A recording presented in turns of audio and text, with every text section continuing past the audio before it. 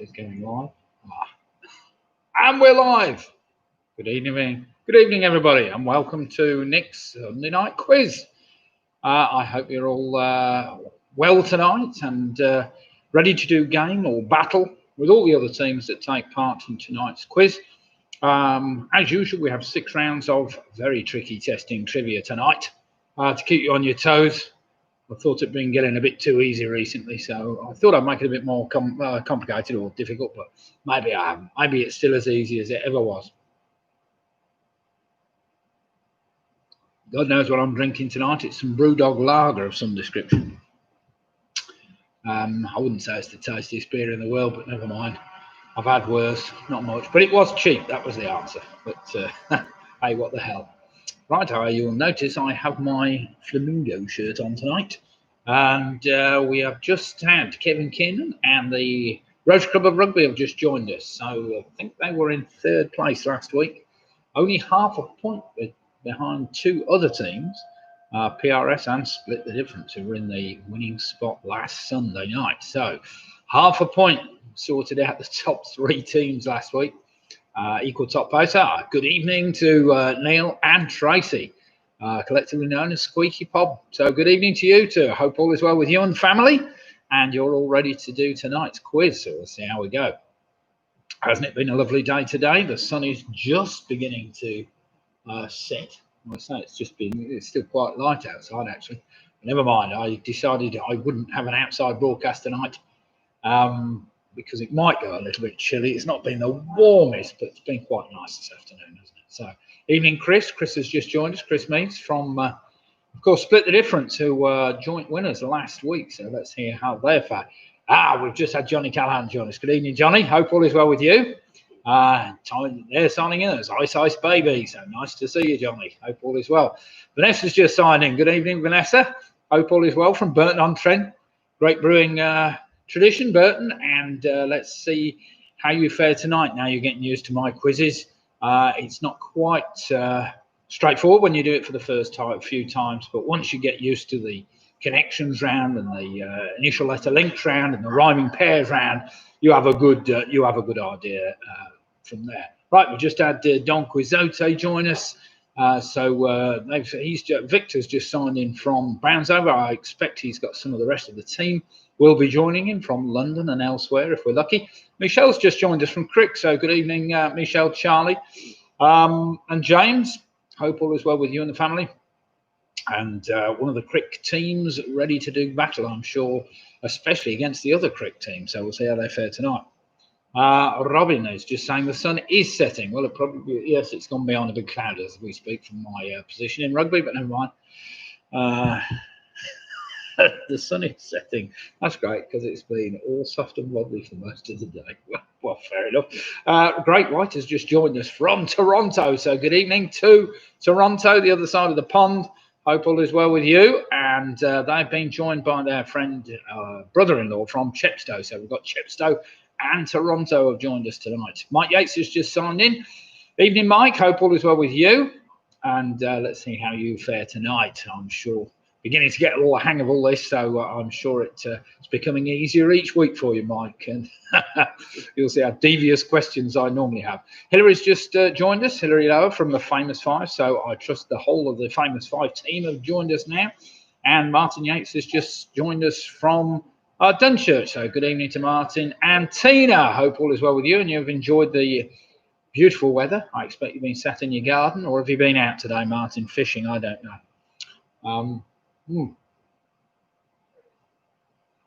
Just a quick swig of the beer, and then I'll quickly run through the rounds in tonight's quiz. Tonight's rounds basically starting off with the initial letters Sunday the 12th, which is pretty straightforward. That's 10 questions.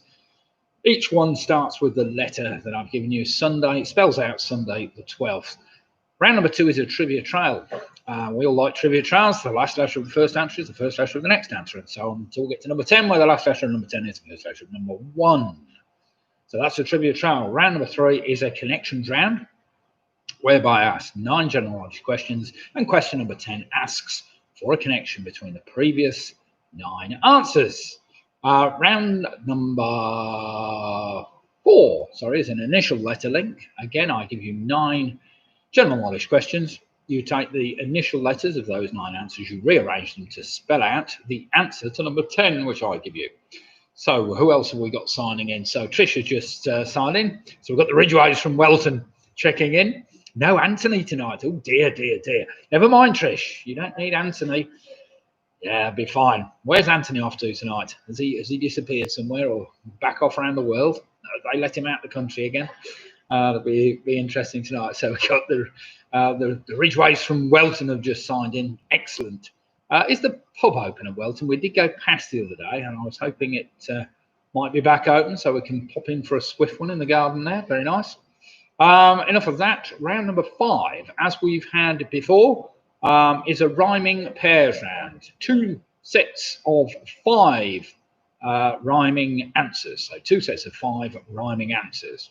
Right, just had the Giffords join us from Cambridge. So Graham and Jane, good evening to you two. Hope all is well with you. And we'll see when my brother Steve joins us tonight. I don't know, but we will see. And Mark Ganderton has just joined us from sunny Norwich. So how's things with you, Mark? Trust all is well. And I trust you found 1 or 2 pubs now open in Norwich, because you seem to think most of them were closed last week, but never mind. Trish was saying he's gone fishing for the weekend. We may struggle without him. Yes, the pub is open. Excellent. Well, that's fine. That sounds good to me. You'll be all right. You don't need Anthony. I'm sure you do. Signing in, Claire, Robin and Matthew. So we've got the full team from PRS, last week's joint winners, both on 50, I think it was 58 or 59 points, which was pretty good last week. Nick and Bev have just joined us. Good evening to Mick and Bev. Hope all is well with you. And you've had a good day today in the sunshine. I trust you might have been sat in your back garden drinking Pims and beer or whatever. Never mind. Right, Carol's just joined us. Carol and the Home Alone 6, including, of course, Roy and all the family and friends. So we're knackered, but we're here. Why are you all knackered? What have you been up to? Carol? That'd be interesting to know. Sorry, I shouldn't ask things like that, should I? Andrew Lewis has just joined us from Yelverton. So Andrew and Jane, good evening to you. Cheers. Hope all is well, and let's see whether you can beat Martin Davis and Tina tonight, your big rivals. Graham Gifford, we're in Sale, visiting the grandson. Oh, excellent. Oh, right. Oh, so you're not in Cambridge then, that's fair enough. I trust you mean Sale, Manchester, isn't it? Somewhere like that, but maybe it's a different Sale, you never know. And Pick and Mix have just joined us, so good evening to Pick and Mix. Hope all is well with you and the family. I expect you're raring to get back into the pub and have a few pints. Well, you might have already been back in, but never mind. Maybe not, we'll see. We went out last night down to the Alexandra Arms and had a very nice, pleasant evening in the garden. We arrived early, so we could leave early, really, but it was really nice. Weather was good and we sat outside, but it's not going to be much fun, I don't think, in the pub gardens in the wet if we ever get any wet weather. But never mind, we'll see how we go. Right, then we have approximately 5 or 6 minutes before kickoff. We've got 50 teams signed in at the moment, and more teams joining us as we speak. So Wooly Chewbacca has just joined us. 3 of us tonight. Hi all, hi to Wooly. Hope all is well with you, and I trust you're up to do some good quizzing tonight and see how you get on. Carol's just saying we've been selling cake all weekend for the air ambulance. Where were you? Well, I didn't know anything about it, Carol. You should have let me know. I'm sure we could have come and enjoyed some of your cake, but never mind. We're not on sale. Oh, I trust you're in sale. That's right, but never mind. Chris is joining us. Good evening, Chris. Chris did very well last week. Very high score. I think he was in the number 4 or 5 last week. So let's see how you can fare tonight, Chris. I trust you've been back out on the golf course again, have you? I don't know. I'm sure you probably have. From sunny, Chris, of course, is based in sunny Newton, just outside Rugby. Nicky Bowers, hello, Nick and Jim. So another grandson arrived, 12:10, by the rabbiting daughter. What's he called? Isaac Orion at £8 6 ounces. Oh, well, congratulations to the rabbiting daughter. That's fair play to her. So, another granddaughter called Isaac. What's the Orion then? Sorry, grandson. Yeah, I don't know. I say granddaughter. Sorry, I'm getting confused there. I'm trying to read it as we go, but never mind. Hillary. So it's good evening to Hillary and Steve Farnham. They've just joined us. Good evening to you. Hope all is well with you and the family. Mike Yates' friend John's just signed in. Chilly Willie and Joe have just signed in. So Chilly again did very well last week. Chilly Willie, I think, was on a 57 last week. Might like to let me know if I'm wrong with that one, but never mind. Ian Barker's just signed in. Good evening, Ian and Emma, no doubt. Chris Speak, no golf. First trip in the motorhome down to the blue. Oh, I did see that. Yes, I saw you were at the Blue Lights. Wasn't exactly a big trip out, is it? We walked past we nearly did the other day. We went down to the boat at Stockton and walked down the canal. We didn't get as far as the Blue Lights, but it's a lovely area to go to if you don't want to go too far, I suppose. So excellent. Right, everybody else seems to be talking to each other at the moment. So we've got Wooly Tuber, hello to Mike, hello to Tim. Orion from the Stars. Well, I gather that. Orion the Hunter, yes. I was going to say, you'd be able to tell him to belt up. Oh dear, you're right, that perhaps went over your head. Never mind. Chilly Will, Ian's in charge, Harry. Glynis and Keith have just joined us. Good evening, Glynis and Keith from sunny Minehead, no doubt. What's that? Gary? Oh, yes, and Gary, sorry. Gary Mitchell in charge. So good evening to you all. It's all right now, I can't read the whole damn thing as we're going. Right, we've got a couple of minutes, then we're going to crack on. Let's just quickly run through those rounds again. Round number 1 is called Sunday the 12th. Round number 2 is straightforward trivia trail. Round number 3 will be a connections round tonight. Round number 4 is what's entitled an initial letter link. Round number 5 is rhyming pairs. And finally, yes, number 6 is a general trivia round. Yes, belt up, Orion's belt. Ha, ha, ha, ha. Yes, never mind. Sarah's just joined us from our Worcester friends. So Sarah and Russ and the gang, are you a team of 4 tonight, Sarah? They were very disappointed on Wednesday night. They were leading as going into the last round. They were in first place.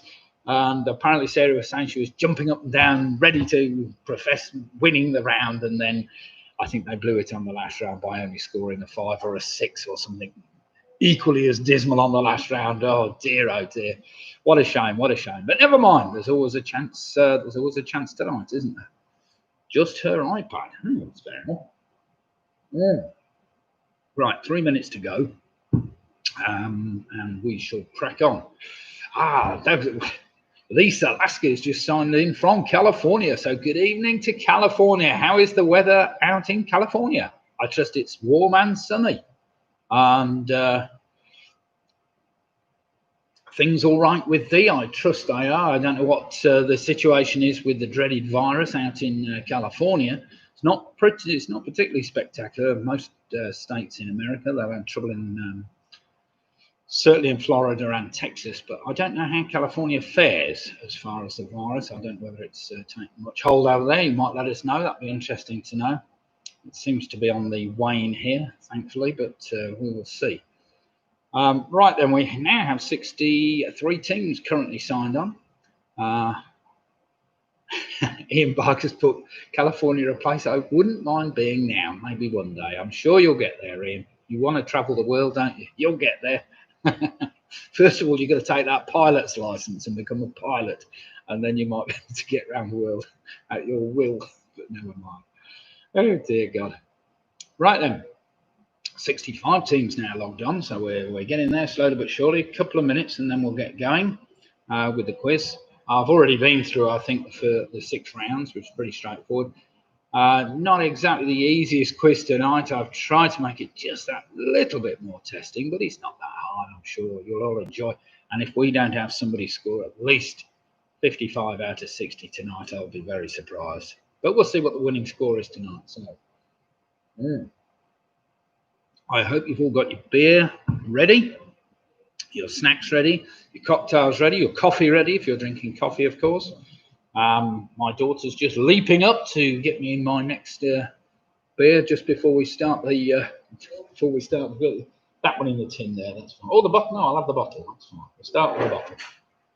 My wife made me buy a new fridge last week or the week before because there was too much beer in our fridge. We haven't got any room to put food basically, or any room to put the beer, so we had to buy ourselves a second fridge. But Oh, Lisa's just saying it's 101 degrees today. Dear God, that feels a bit warm. It hasn't. What was it here today? 21. What did we get to? 25, which is what, about 80 degrees maximum, isn't it? Is it? Wait a minute. I have my calculator here. I'll soon tell you what it is. Yeah, it's about 25, 78 degrees maybe here. That's still a lot hotter, isn't it? 101. Dear God. Never mind. So tell me, Lisa, have you got a swimming pool that you can just dive into if it gets that hot, or do you live by the sea where you can just go into the sea? I have no idea where you live in California, but you might like to enlighten us. Let us know. Right, the Browns have just joined us. So good evening to Alex and the gang. I hope all is well with you. How's the power generation, Matthew's saying? Well, it's been dismal, as you know, all week, Matt. But yesterday, of course, my car, which I hadn't charged all week, was down at a dismal 50%, and I was getting very worried. So I thought I better charge it up. So yesterday I plugged it in, and it managed to charge it completely yesterday, which was excellent. And so today, of course, with this fine weather, I've been sending all my power to the grid, which is a bit dismal. I was hoping to use a bit more up, but I haven't got any more cars to plug in. So if anybody's got an electric car they need to plug in, they're more than welcome to pop it round after a telephone call, obviously, to make sure I'm not using it. But never mind. Chris Pickard. Evening, Chris. Hope all is well with you. And good evening to Greg, Kelvin, Lisa and Finley making their debut tonight. Excellent. And Ian, Harry and Julie have just joined us. So, right, let's get going because we are a minute past. It is now 2016. So, without further ado, we have 70 teams logged on at present. So, without further ado, let's get cracking on with this quiz. If I can just find it. Round number one is entitled Sunday the 12th. So, the first answer has got to start with the letter S, which is pretty straightforward. Question number one. Are we ready? Anne Anderson, hi, first time joining. Lovely to see you, Anne. Hope all is well with you and family. I just read out the questions. You write your answers down on a sheet of paper, and we'll do some marking after each of the 10 questions. Right. Question number one. This starts with the letter S, as in Sunday. What clothing can be worn whilst performing surgery, or can be the name of a TV series that follows the lives of employees at the fictional Sacred Heart Hospital? So what clothing can be worn whilst performing surgery, or can be the name of a TV series that follows the lives of employees at the fictional Sacred Heart Hospital, starting with the letter S. So good evening to the only AJB, the tweenies. Good evening to you. Hope all is well with you. Got a mark on my screen. Could be beer.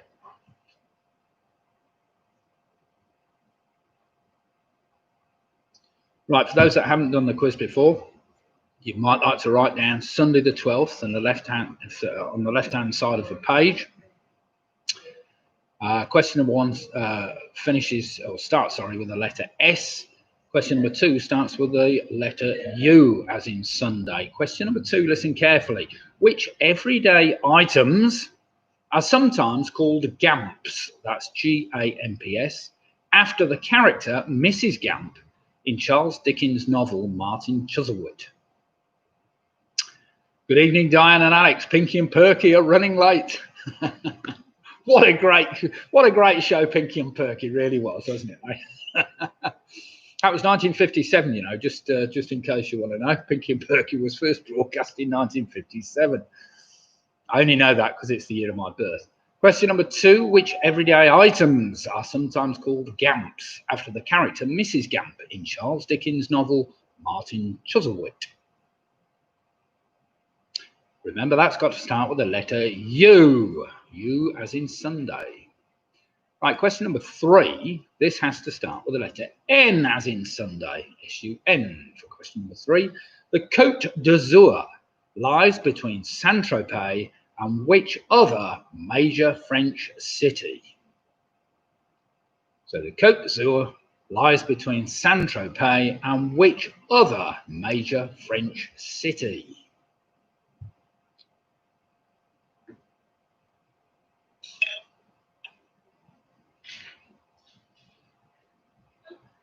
It was very nice the last time I was there, anyway, that's for sure. Right, question number four. This is a bit more testing. What name This has got to start with the letter D, just in case anybody's wondering. What name is shared by 2 US states and film stars with the surnames Fanning, Richards, and Johnson? So question 4 again, starting with the letter D. What name is shared by 2 US states and film stars with the surnames Fanning, Richards, and Johnson? I'm sure you better work it out.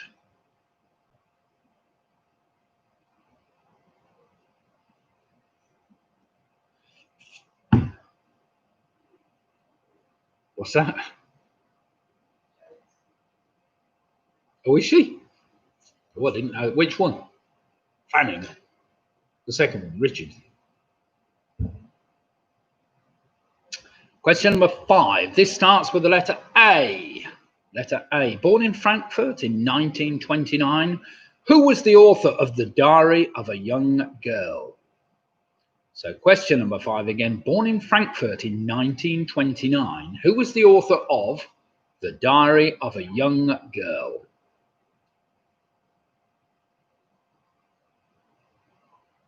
Sure all you quizzes will have that one straight away.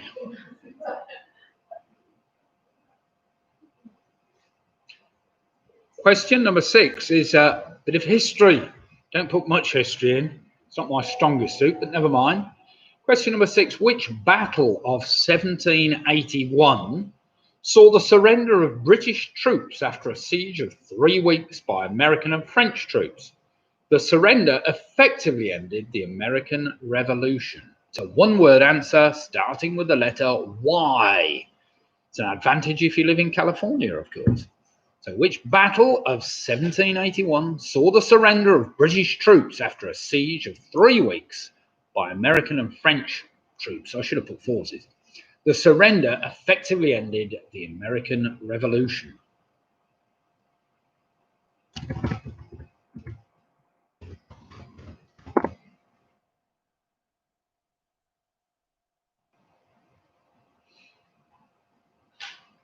Hasn't it been a lovely day today?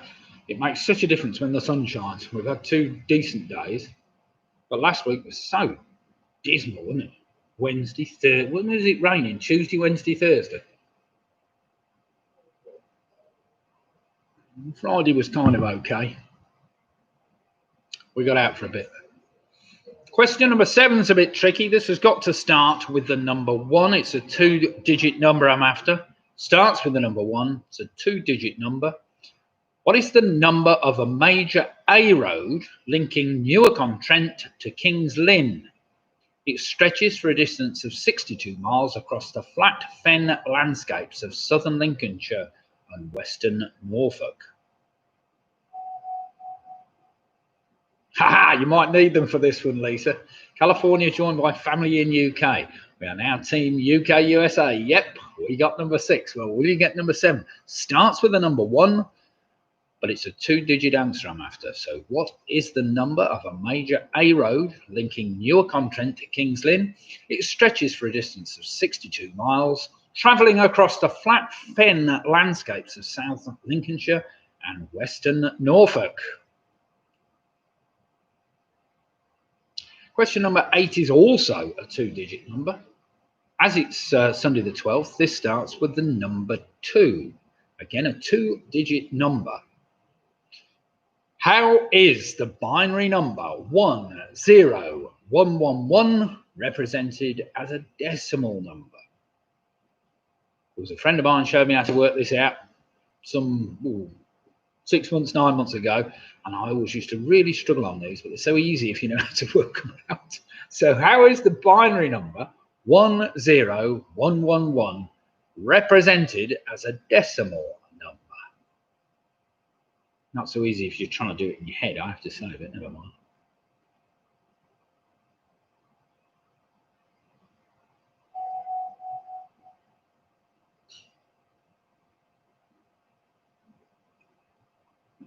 Talking about, you got CS with you tonight, haven't you?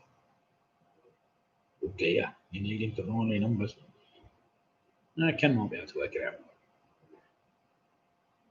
That's fine.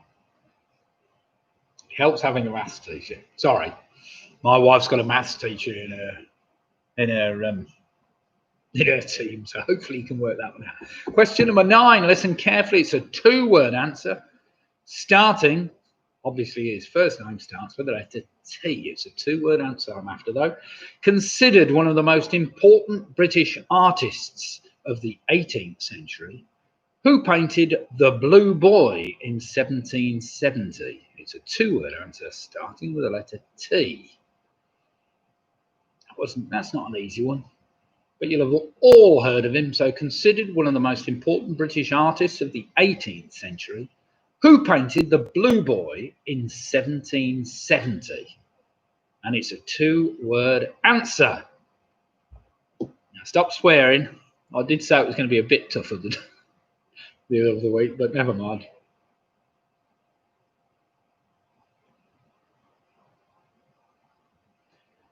Finally, question number 10. Mind you, am I going too fast? I'll slow down a little. I'll have another swig of my beer quickly. This one is that famous brewery, Netherwood. Never heard of them. But there is a Nethergate brewery. Oh, sorry, it's Hatherwood, is it? I'm not reading it. Oh, it is Hatherwood. This is a typical... who is this from? Oh, it's typical Lidl brew, a bit like Aldi. They make the names up of these marvellous breweries, you know, just pick a name and make it up. So we've got Hatherwood beer. Right, question number 10. This has got to start with the letter H, so it makes the answer a lot easier than the question. Here we go then. Question number 1. The right vagus nerve primarily innervates the sino-arterial node of which organ of the human body? Now, there's a good question for you, isn't it? So the right vagus nerve primarily innervates the sino-arterial node of which organ of the human body? Now you're asking, where the hell did you get that question from? Oh, I don't know really, but never mind. You've got to make them up as you go along, haven't you? Do remember the letter it starts with. It starts with the letter H, which makes it quite easy, I'm sure. Right then, that's your first 10 questions. I will give you a minute, and then we will do some marking. Those who haven't done the quiz before, basically you mark your own answers, and then in the chat column, all you've got to do is tell us how many you've got under your team name. So that's all your name. It doesn't matter if you haven't got a team name, it's not a problem.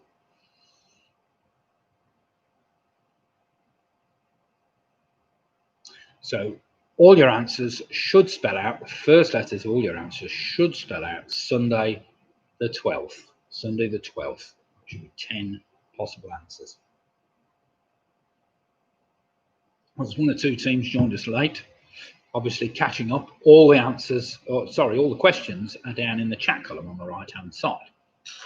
So do feel free to just scroll back if you're missing a question, and you'll be able to work it out from that, I hope.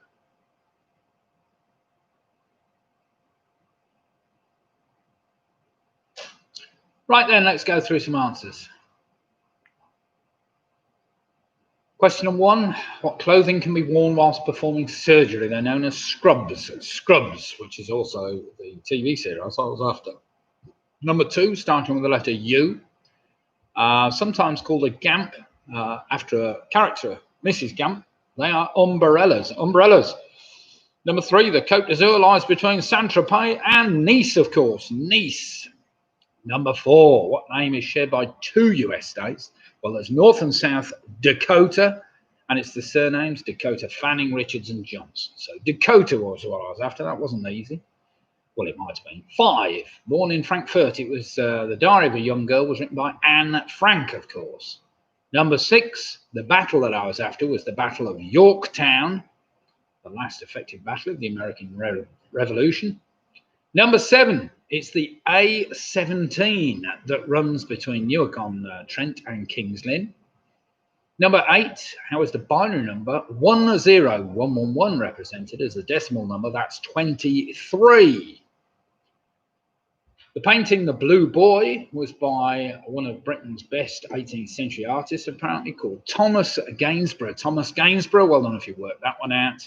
And find number 10, of course, the right vagus nerve primarily innervates the sinoarterial node of the heart. The heart keeps your heart beating, apparently.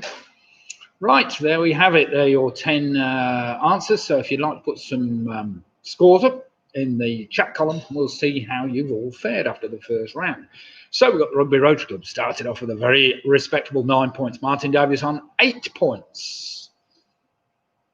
Let's see how for everybody else. We've got Michelle from Crick on 9 points. The famous Fiver on 8. Diane Alex, oh, very poor. She said only 6. Oh dear. Nicky Bowers on 7. Great Whites on 8. Squeaky Pobber on 9. Graham Gifford's on 9. Mike Yates is on a very respectable 8. We've got Carrie Mitchell on 10 points. Sarah, oh dear, on 5.5 points. We've got Don Quixote on 9. Mick Roberts is on 8. Chris Beats on 7. Home Alone are on 8. PRS are on 9. Andrew Lewis is on 8. Hilary Farnham's on 8. Alex Brown's on 6. We've got Trish and Paul Ridgway on 8.5. Mark Gamilton's on 5. We've got Team UK USA from Lisa Lasky, 9 out of 10. Couldn't get the motorway. It wasn't a motorway, it was an A-road, but never mind. Pick and Mix on 8. We've got Harry, Julian Ian on 10. And Anderson's on 7. Well done. Woody Chewbacca's on 8.5. We've got Vanessa's on 7. Greg Pugh's on 9. Yeah, I don't know what the halves are, Carol, but never mind. Chris Pickard's on a 10. Very good, Chris. Split the difference are on 9. I'm embarrassed to say we got 10. Well done, Keith. What's the team name tonight? And the Tweenies are on 6. It's not embarrassing to get 10, is it, Roy Joe? Where are all these halves coming from? I don't know, Roy. You can ask the question. I'm not going to. Let's have a look. What can you get half for? I suppose you could put a Gainsborough down, couldn't you? And Ice Baby with Johnny Callahan on a very respectable 8 points. I expect it's the Thomas Gainsborough. They've given themselves half a Gainsborough. So anyway, let's not worry about that. Got Thomas, not Gainsborough. Well, that's well worth half, isn't it? It's got to be. Chili Willie and Joe are on 7. Right, round number 2. Roy, you're very competitive. It starts with a T. I get on that. Well, if they got Thomas and didn't get Gainsborough, it's half a point, isn't it? Don't worry about it. Don't worry. It's all a bit of fun. So here we go. Right, round number 2 is a trivia trail where the last letter of the first answer is the first letter of your next one. Okay? Tainsbury. It could have been Tainsbury. Yeah? If we're having ours for Thomas, do we get extra half? Well, yes, possibly, yes. All right. If everybody's giving ours for Gainsborough, Thomas or Gainsborough, half for each. I should have said that, actually, but never mind. But this is a full point for this. So question number 1. All this science I don't understand. I just got my job 5 days a week. A line from which famous 1972 song? So question 1 again. And all this science I don't understand. It's just my job 5 days a week. A line from which famous 1972 song? Lydia's put the lyrics up for you in the chat column. So what's it? Roy says, I'm having half a Y and for A. Well done, Roy. You keep going, mate. There's nothing like competitive spirit, and I always like Roy's competitive spirit.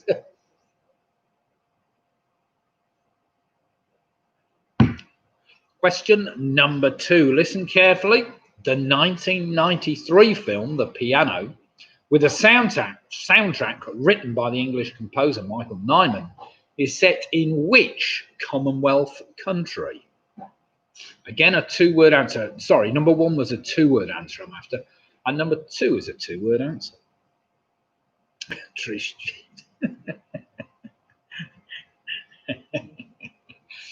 In 1990, sorry, question 2 again. The 1993 film, The Piano, with a soundtrack written by the English composer Michael Nyman, is set in which Commonwealth country?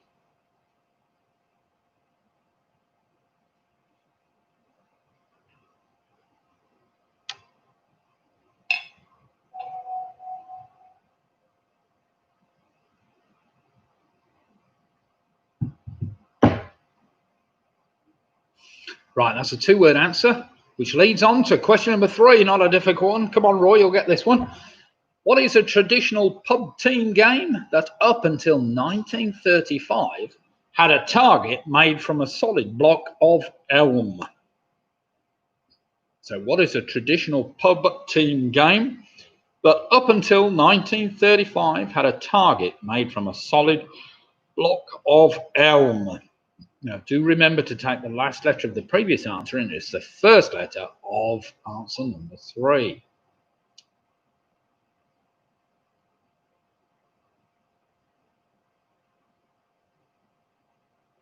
This is for Anne, of course, Anne Anderson, and maybe Vanessa if you haven't done a trivia trail.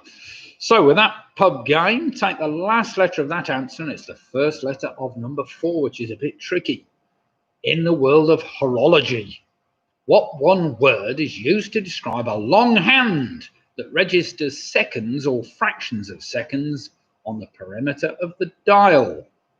What is that hand called?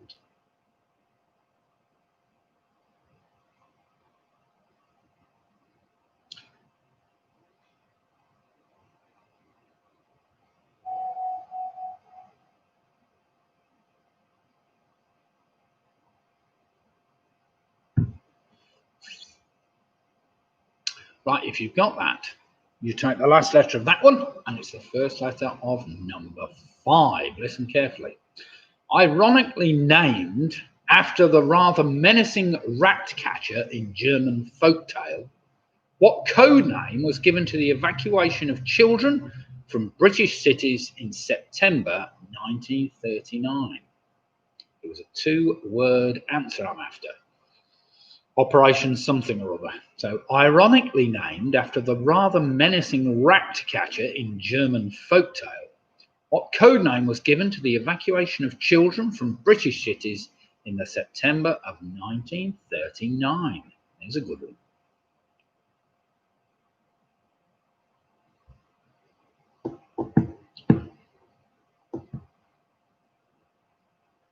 Questions not coming through on my text feed.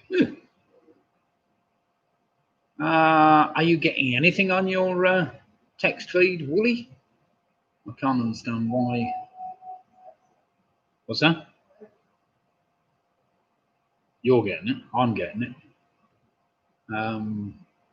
It might be worth, Wooly, just logging off and logging back on again, see whether it all appears.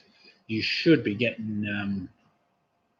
Were you getting it originally, or has it just disappeared all of a sudden?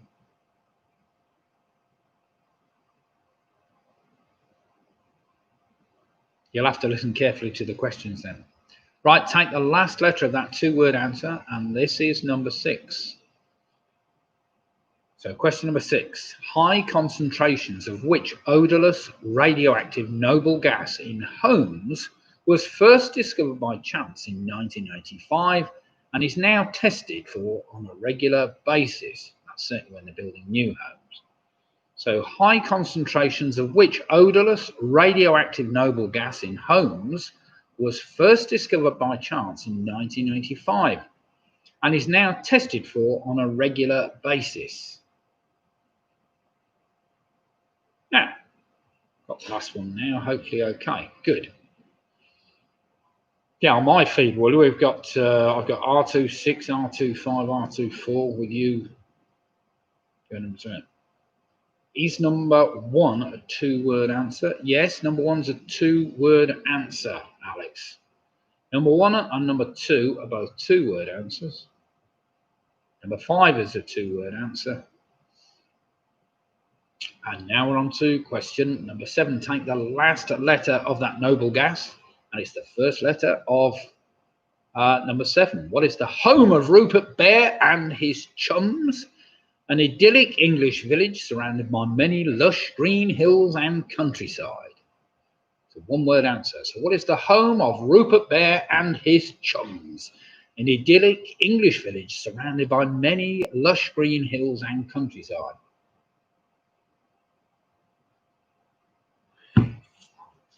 Alex, you're up and running, sure. It's a 2-word answer, I'm sure you'll get it. Do remember, question number 10 takes you back to number 1. So if you can get number 10, of course, it gives you the first letter of number 1. Question number 8's a bit of a stupid question because if you've got number 7, you've got this one straight away. But never mind. I thought it was a bit something I made up earlier, but never mind. Question 8. What is the name of the Scottish town that declares itself the malt whisky capital of the world? But this time I'm going to give you the choice. Is it Dufftown, Mufftown, or Gufftown? So what is the name of the Scottish town that declares itself the malt whisky capital of the world? I'll give you the choice. Is it Dufftown, Mufftown, or Gufftown? Of course, it's obvious if it's Trivia Trail, but that depends whether you got the previous one, of course, doesn't it? Not only that, it gives you the letter to the next one. So take the last letter of that answer, which are all the same, and it's the first letter of your answer to number 9, which is a 2-word answer. What name is given to a program in Britain based on contributions from employers and employees? It provides payments to unemployed, sick and retired people, as well as medical services. Yeah, I'll give you half a town, Roy. Yeah, I'll give you half a town. That means you can't score 10 in this round then, obviously. So question number 9 again. What name is given to a program in Britain based on contributions from employers and employees? It provides payments to unemployed, sick and retired people, as well as medical services. It's a 2-word answer, of course. You needn't join in, Keith. I don't need you telling Roy he's right or wrong.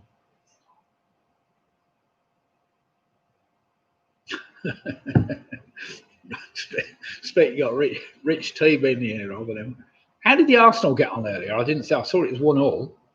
Who won?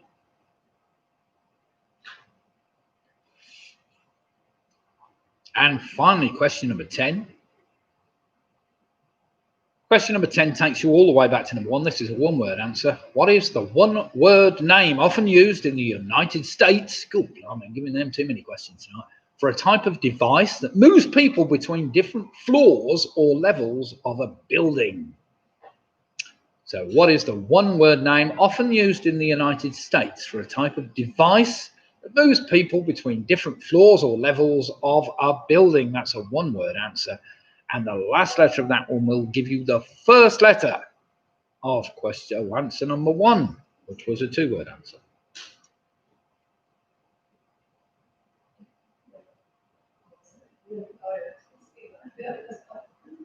So there we have it. Lydia's put all the questions in the chat. If Wally Chewbacca, if you've got any missing that you need to repeat, just ask us and we'll see whether we can just quickly repeat it for you.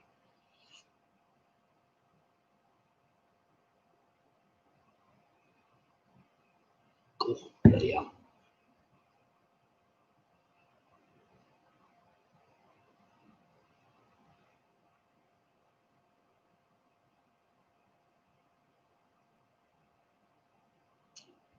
There are 2 answers for 10. Oh? Well, I did say an American, what the Americans call it, really, unless you know otherwise, and there are 2. I don't know. So 1-word answer, and it goes back to number 1. So if you got number 1, it will help you. If you got number 9, it will help you. Can't be 2 words starting and ending the same letters, but maybe there are. I've always like to be proven wrong, Michelle. So let's see. Right then, let's go through the answers, should we, to the previous? Are we ready? 2 different devices. Well, probably. Yeah. You're right. There are. Although I'm not quite sure if they're called the same thing in the States or not, but never mind. We'll get to that, and I might allow it.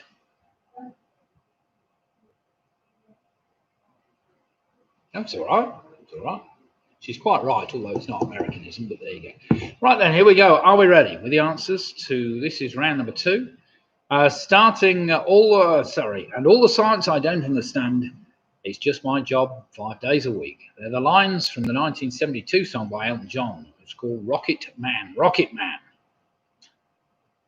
Number 2. The piano was soundtracked written by an English composer. In which Commonwealth country was it situated? That was New Zealand. That gave you the D for that traditional pub game of darts. That gave you the S, of course. In the world of horology, the hand which shows the seconds is called the sweep hand. The sweep hand. Well done if you got that. That was difficult. That gave you the P, of course, for that ironically named evacuation by British children. Not by British children, of children from British cities. It was called the Pied Piper, Operation Pied Piper. That in turn gave you the R for that gas radon, which in turn gave you the N for Rupert Bear and his chums village, which was called Nutwood. That in turn gave you the D for Dufftown, of course. That gave you the N for the national insurance. National insurance was what I was after. That gave you the E, of course, for the elevator. The elevator. I think Michelle was on about escalator, but that's elevator is what they call them in the States. They call lifts, of course, in the UK. So elevator is what I was after. Right, let's have some scores in. The Rugby Rotary Club on a fantastic 19 points. They've only dropped one. The Famous Five have only dropped 2 on 18 points. So pretty good so far. Chris Speaks on 17.5. We've got Chilly Willy on 17. Sarah beginning to catch up now, 14.5 points. PRS are on 19 points. However, still out there with a clear 20. We got Ian, Harry Julian in on 20 points. Grant Gifford's on 18. Paul and Tricia on 17.5. Hilary Farnan's on 16. We've got Carrie Mitchell on 19 points. Mick Roberts on 16. Martin Davis on 17. Michelle's on 18. Squeaky Popper on 19. Anne Anderson and Hubby Dave are on 16. Well played, you. Andrew Lewis is on 17. Pick a Mixer on 17. Woolly Chewbacca's on 17.5. We've got Don Quixote on 19.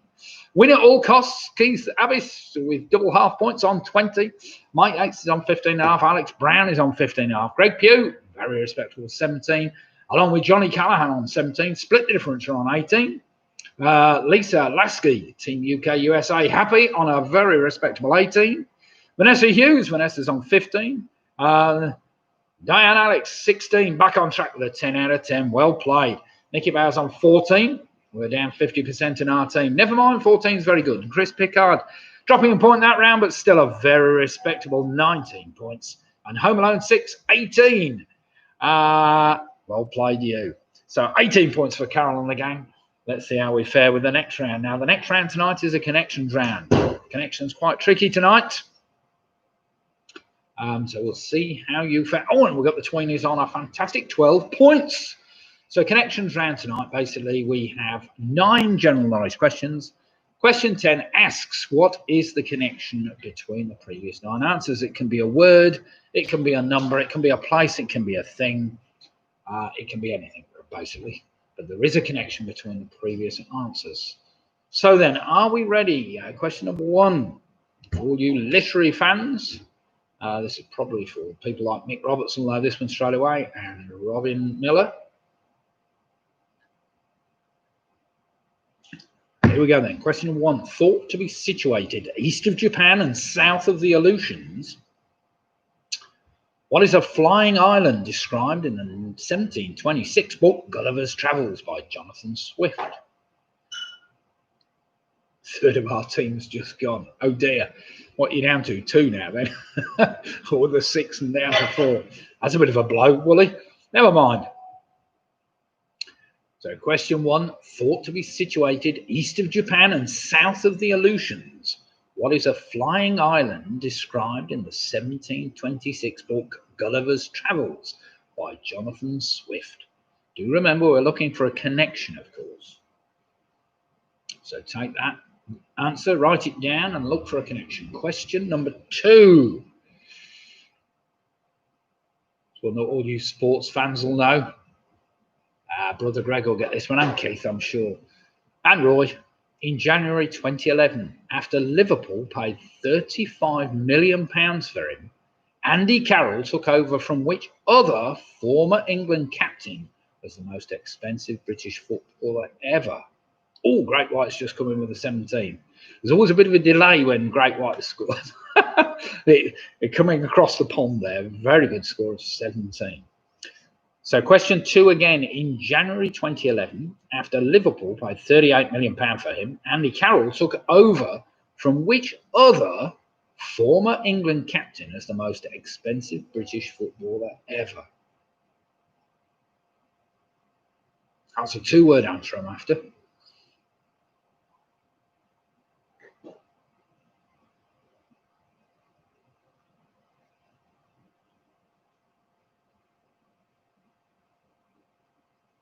Question number 3.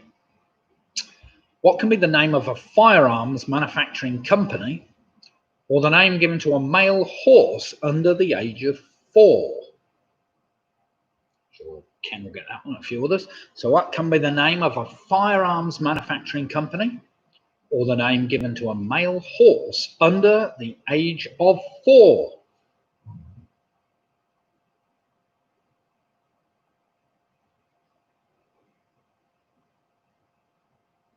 Do remind me if I ever repeat a question, by the way. Well, in the last 30 quizzes, I'm trying to do it without repeating the question. It's not very easy.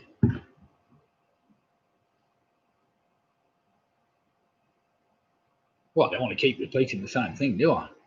The people, otherwise everybody will know the answers. Question number 4.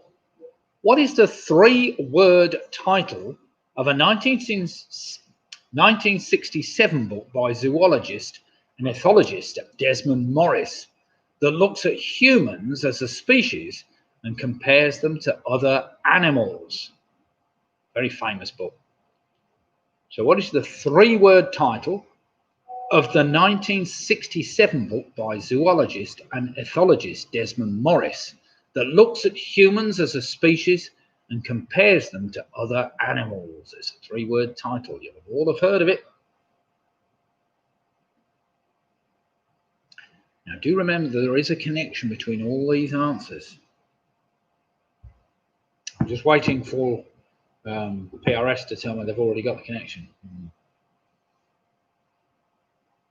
Oh, they might get it after this one, though. Question number 5 is a bit easier. Boston, romaine, and butter are all 3 varieties of which salad vegetable? So Boston, romaine, and butter are 3 varieties of which salad vegetable? And there's hundreds of them. Well, not literally. There's a few of them. Do remember, you're still looking for a connection.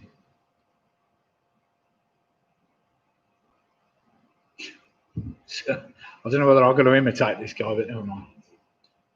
Question number 6. With which famous comedian would you associate the catchphrase,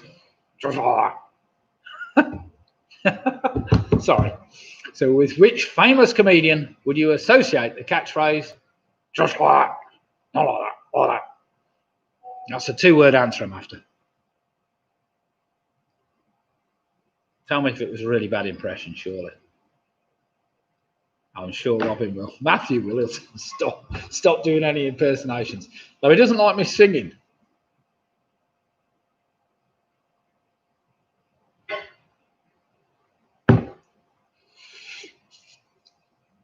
Everybody's thinking too much. I can see it going on. He thought it was a good impersonation. Oh, crap impersonation. Oh, sorry. Question number 7.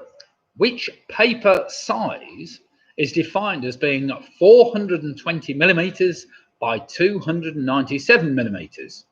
I'll give you the choices: A3, A4, or A5. So question 7 again, which paper size is defined as being 420 millimeters by 297 millimeters?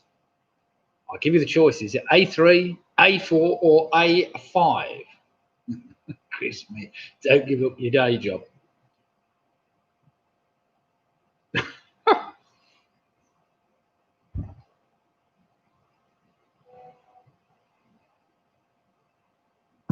Question number 8 is a difficult one. I'd forgotten all about this lot, but never mind. Let's see what you think of. Question number 8, I'm after a DIY chain. Which DIY chain went into administration in May 2011 when it was the 4th largest DIY retailer in the United Kingdom? I don't know what they mean by 4th largest, but which DIY chain went into administration in the May of 2011 when it was the 4th largest DIY retailer in the United Kingdom? It's just a one-word answer, which may help.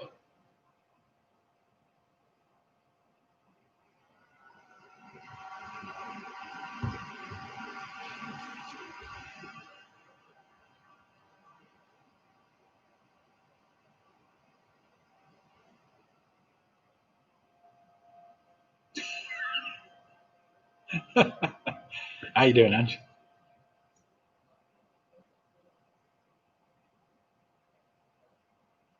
It's a one-word answer. Do remember it's a one-word answer. Question number 9.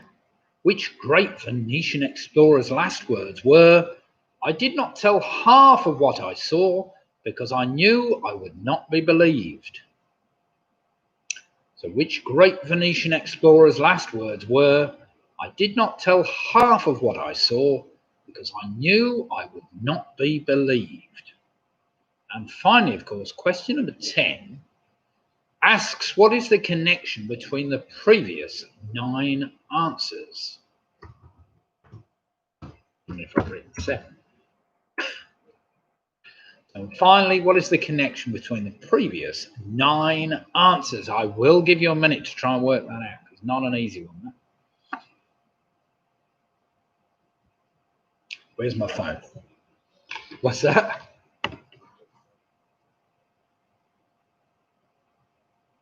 Right, just get my timer out. We'll just time a minute or two. I'll give you 2 minutes actually, because that's fair. That isn't. 2 minutes.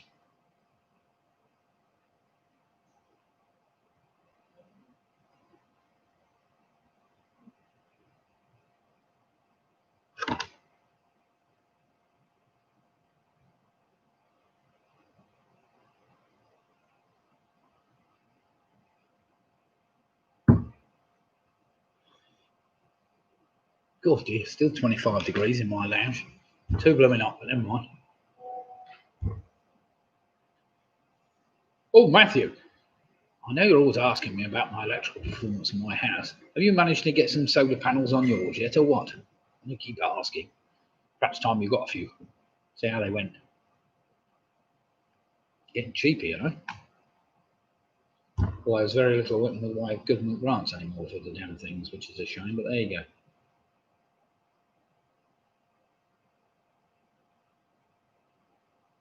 Right, you've had nearly a minute. I'll give you 1 more minute and then we'll do some marking after this tricky connection drawing. So 9 general knowledge questions.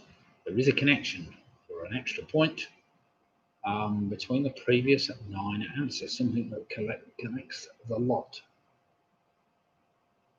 Not obvious, I have to say, but there you go. You might like to have a stab at it. You've got a few things that look as if they connect.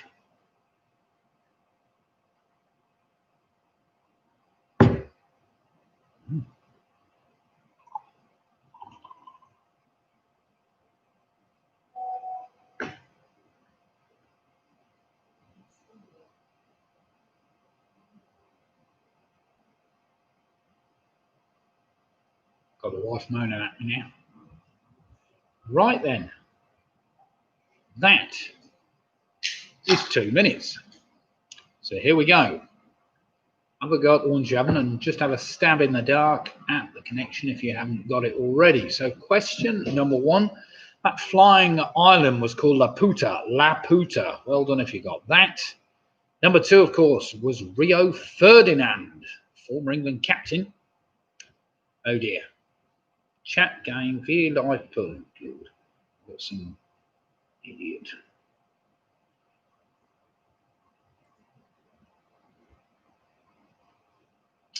Where have I got to? Sorry. Question number 2 again, sorry, was Rio Ferdinand. He was an ex-England captain at one time. And prior to Andy Carroll, he was the most expensive transfer ever. Number 3, the name of that firearms manufacturing company, or the name given to a male horse, is a colt. A colt. Well done if you got that.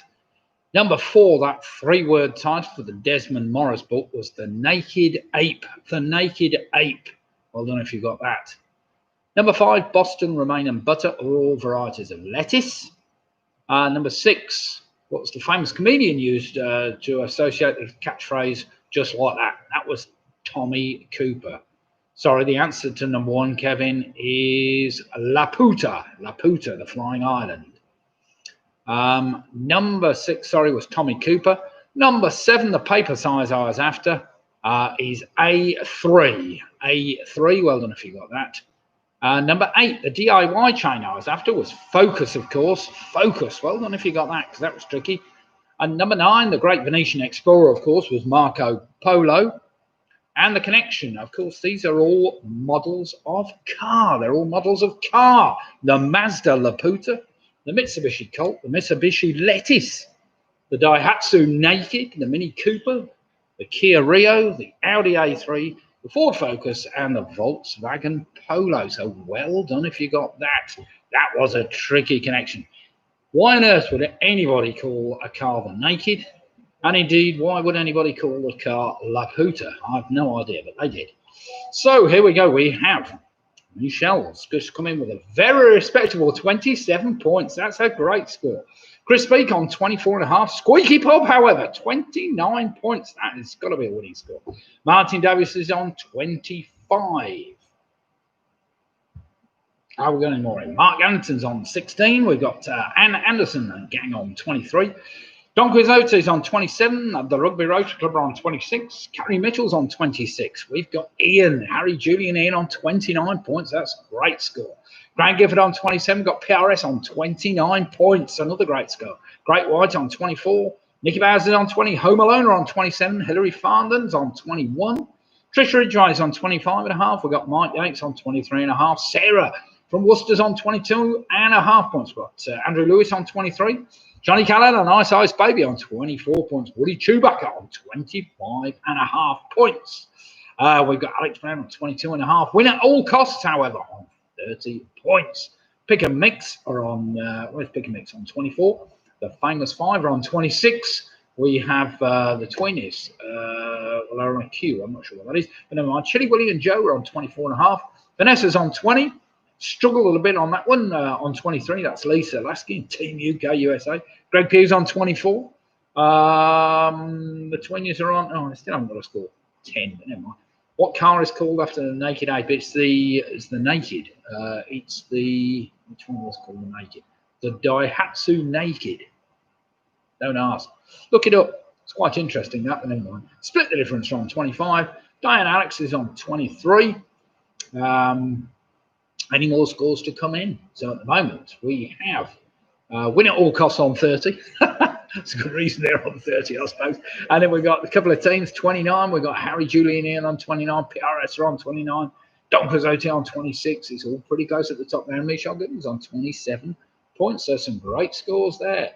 Right, next round tonight is called an initial letter link.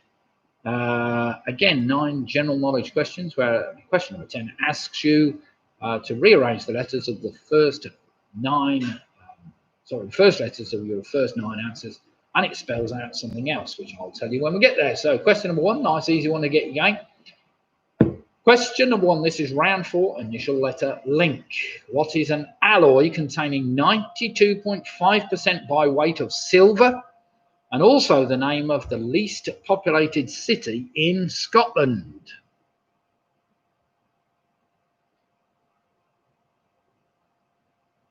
Not too hard to work out, I'm sure. So what is an alloy containing 92.5% by weight of silver, and also the name of the least populated city in Scotland?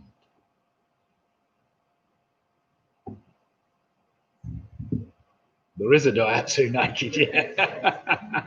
I know, stupid question, that, but never mind. Well, it's Japanese for you, isn't it? Question number 2, something I've never played, but apparently it's quite a decent game. You either win or you draw or you lose. Win, draw or lose, that's the only solution.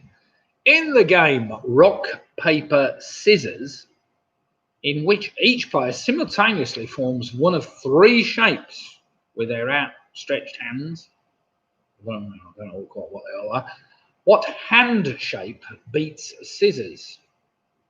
So which hand shape beats scissors in the game Rock, Paper, Scissors?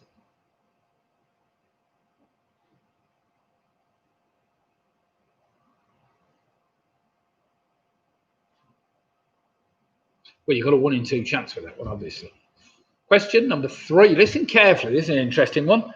All the regular male characters in the sitcom On the Buses, bar one of them, wore uniforms. But which character was the exception? So question 3 again. All the regular male characters in the sitcom On the Buses, bar one of them, wore a uniform.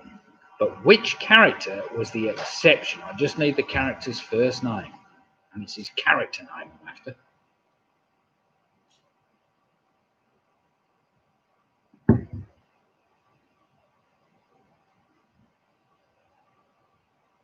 Spock.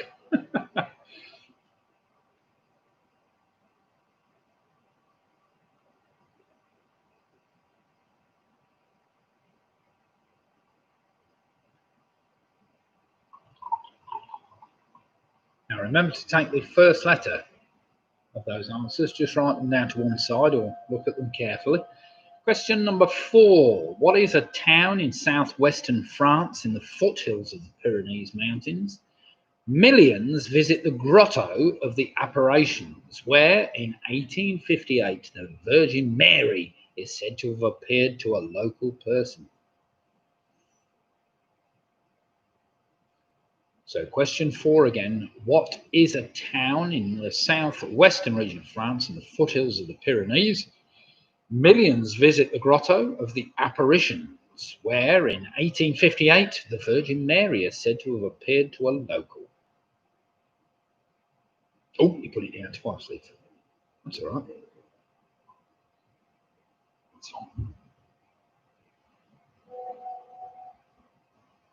That's a one-word answer I'm after, the name of that town.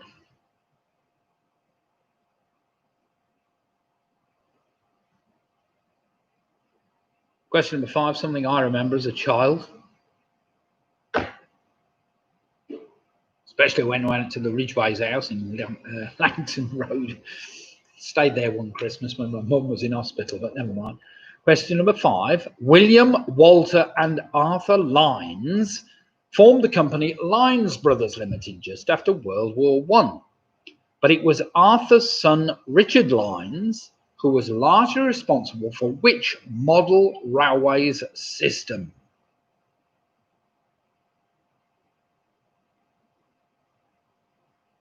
So question 5 again. William, Walter and Arthur Lines formed the company Lines Brothers Limited just after World War I. But it was Arthur's son, Richard Lines, who was largely responsible for which model railway system? No Sif tonight. I don't know where Sif is. He might well be taking part and being incognito. I know what Sif's like. He might have got that one. Well, he will have got that one.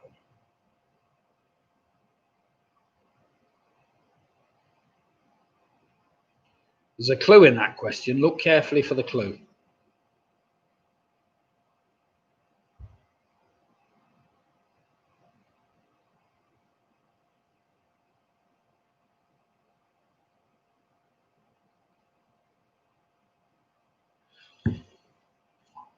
Question number 6 is a bit tougher. With a name derived from that of a god from Norse mythology, what is the third largest city in Denmark? So with a name derived from that of a god from Norse mythology, what is the third largest city in Denmark? That's not the easiest one in the world.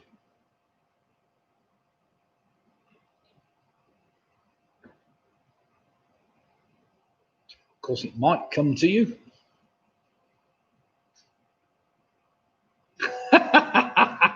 I thought you'd be taking part, Sif. Leslie, but yep, just keeping quiet about my lousy score again. Well, you're doing it on your own. It's not easy. It's not easy at all. You don't have to hide, you know. You can still put your score down. Oh dear. Question number 7. We'll all know this one. What name is given to a person or animal that lacks normal pigmentation, resulting in their skin and hair being white and their eyes having a deep red pupil? So question 7 again. What name is given to a person or animal that lacks normal pigmentation, resulting in their skin and hair being white and their eyes having a deep red pupil? That's a one-word answer.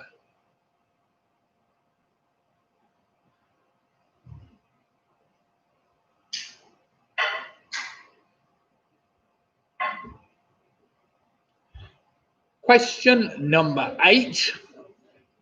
What was the surname of the Frenchman who in the 1820s improved on a system called night writing to come up with a new system? Let me French. Came up with lots of ideas really, but never mind. So what was the surname of the Frenchman whom in 1820s improved on a system called night writing to come up with a new system?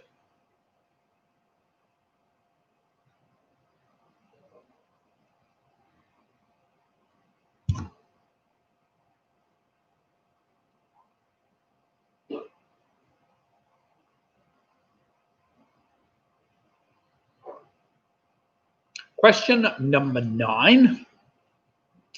If a dish is described as being à la Florentine, then it has been prepared on a bed of what? Now, I know we've had that question nearly, but not quite worded the same. So if a dish is described as being à la Florentine, then it has been prepared on a bed of what?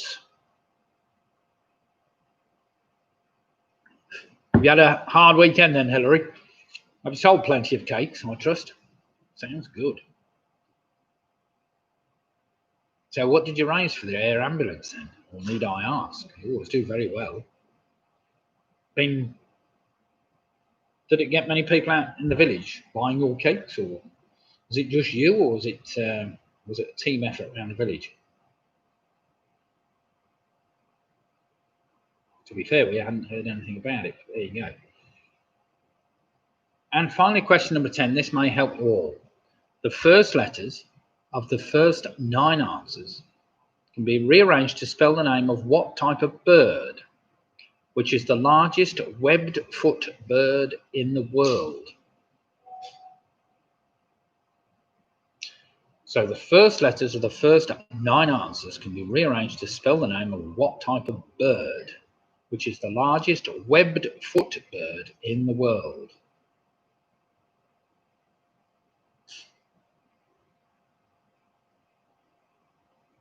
I will give you some time to work that one as well. Got the bird, Ange?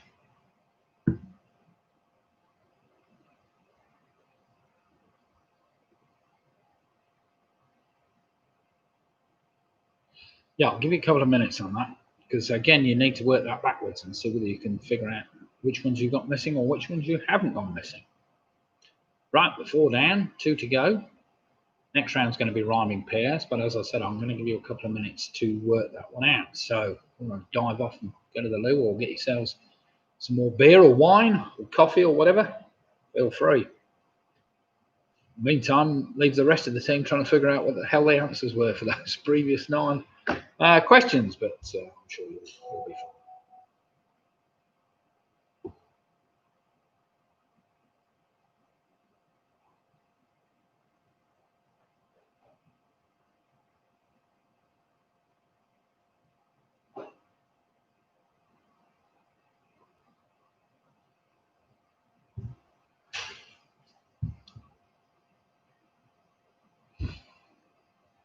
Well, let's hope the weather continues tomorrow. I don't know what the weather forecast is for tomorrow, but hopefully it should be nice for all of us.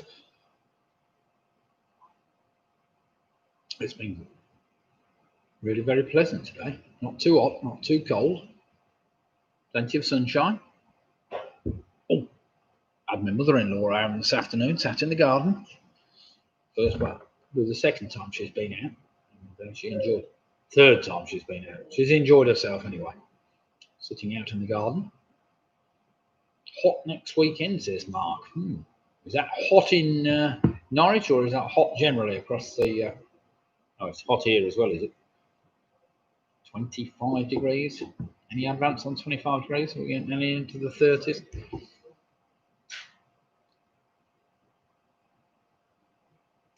Right then, let's get some marking done, should we? We're ready for some marking.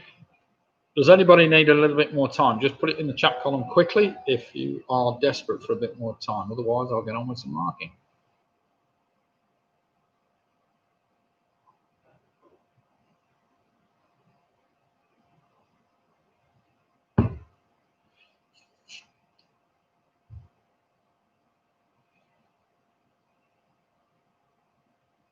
In which case, let's get some marking done with the initial letter link. So the answer to question number 1, the alloy I wanted, it's called sterling silver. Sterling silver. It's also the least populated city in Scotland is Stirling. Number 2, in the game rock, paper, scissors. What hand shape beats scissors? That's rock. Number 3, all the regular male characters in the sitcom On the Buses wore a uniform. The only one that didn't was Arthur, of course. Arthur, who sat on his fat arse at home, always moaning about his missus. Number 4, that village, that town I wanted was called Lourdes. Number 5, this was an interesting one. The 3 lines, brothers. Well, 3 lines make a triangle. So it was Triang Model Railways that I was after. Triang Model Railways. Well done if you worked that one out. Number 7, the name derived from a Greek god. Well, the Greek god was Odin, and the city I was after was Odense. Well done if you got that. Number 7 is an albino person that lacks normal skin pigmentation. Number 8, the surname of the Frenchman I was after that improved on a system called night writing was, of course, Louis Braille. Braille I was after. Number 9, if a dish is described as being a la Florentine, of course, it's on a bed of spinach. And finally, the first letters of the first 9 answers can be arranged to spell the name of what type of bird? Well, that was an albatross. An albatross. Nicky Bass, hand shape is a fist, not a rock. Rock is not hand shape. Fist depicts rock. Yeah, you're right, it does.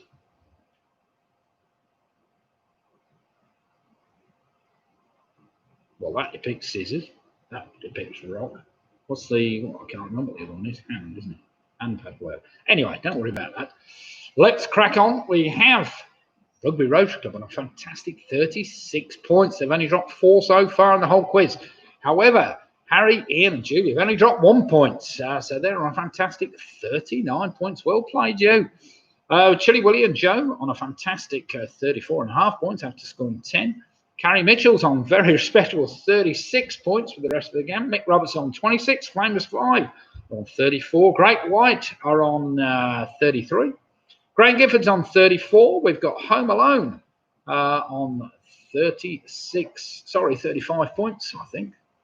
Said it's just gone off my screen, but never mind. Andrew Lewis on a fantastic 30 with Chris Beak. Very poor round, he says, on 30.5.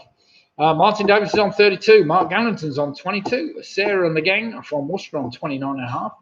Squeaky Pobber on 36 points. We've got Don Quixote on 36 points. Ann Anderson on 30 points. We've got Pinky and Perky on 31 points. Johnny Keller on a fantastic 34 points. We've got Wally Schubacher on 33.5 points. Vanessa's on 29 points. Matthew Blood and PRS are on a fantastic, where the hell was that? It's just disappeared off the screen. 39 points. Then we have Team UK USA, full house on that round, back in the game on 33 points. The Tweeners on a dismal, they're saying sorry, on 28, but that's still a very good score. We've got Hilary Farnan on 28. Trisha Ridgway, 33.5 points, or 34 if we get Arthur Odin. Well, it's not Oden's really, is it? Split the difference on 35. Nicky Bears on 28. Greg Hughes now on 32 points. We've got Chris Pickard on 34. Pigamix on 31.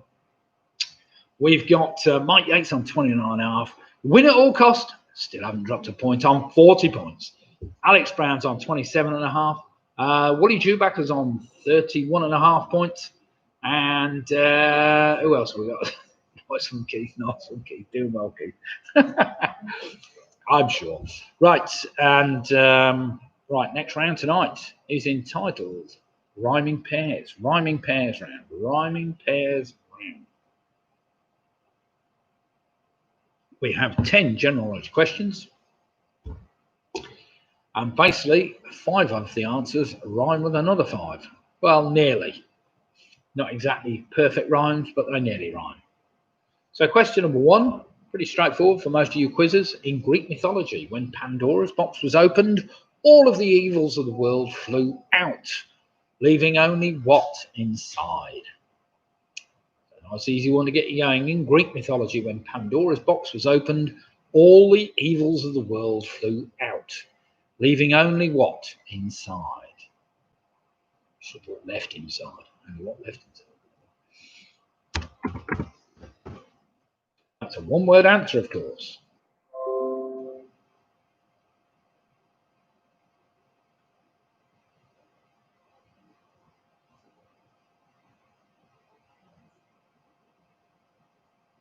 No. Question number 2. Winning the European Cup Winners' Cup and the European Super Cup in the same year, name the only Scottish football club to have won 2 European trophies.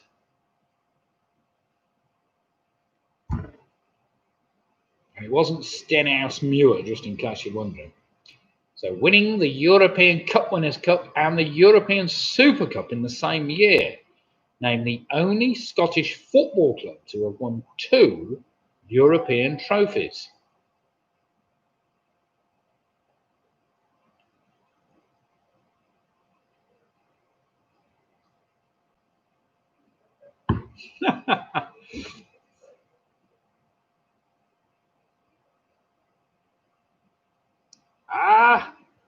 Bardic Thistle. It could be. What about Hamilton Academicals? That was a good one, wasn't it? Hamilton Academicals. Question number 3. Which Spanish artist is regarded as one of the most influential artists of the 20th century and is known for co-founding the Cubist movement? So which Spanish artist, I only need his surname, is regarded as one of the most influential artists of the 20th century and is known for co-founding the Cubist movement? Just his surname, please. Better put surname only in it. Well,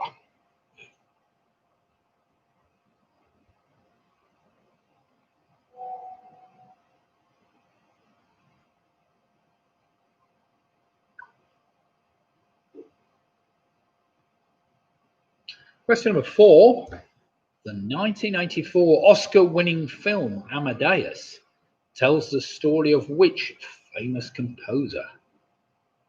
So question 4 again, the 1984 Oscar-winning film Amadeus tells the story of which famous composer?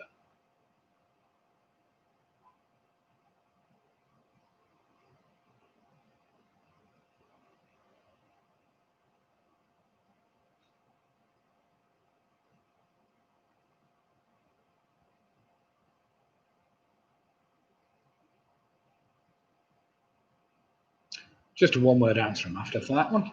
Question number 5 is a 3-word answer. The Cole Porter song, Too Darn Hot, was written for which musical, which in turn was a musical version of William Shakespeare's The Taming of the Shrew? It does. It tells the story of 2 famous composers. Salieri, I think, wasn't it?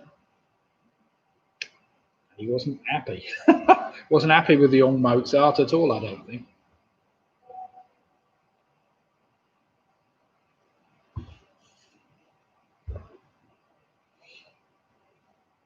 We know what we're talking about, don't we, Diane?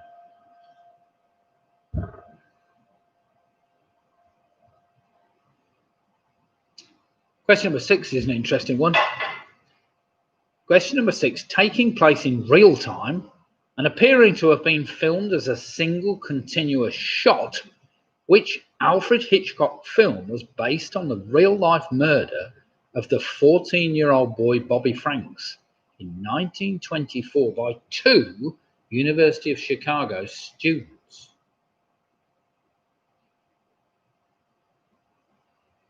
That is a one-word answer which may help. So, taking place in real time and appearing to have been filmed as a single continuous shot, which Alfred Hitchcock film was based on the real-life murder of the 14-year-old Bobby Franks in 1924 by 2 University of Chicago students. Well, how well do you know your Alfred Hitchcock films, I wonder? This is where you need Clive at. He'd know that, or he might do.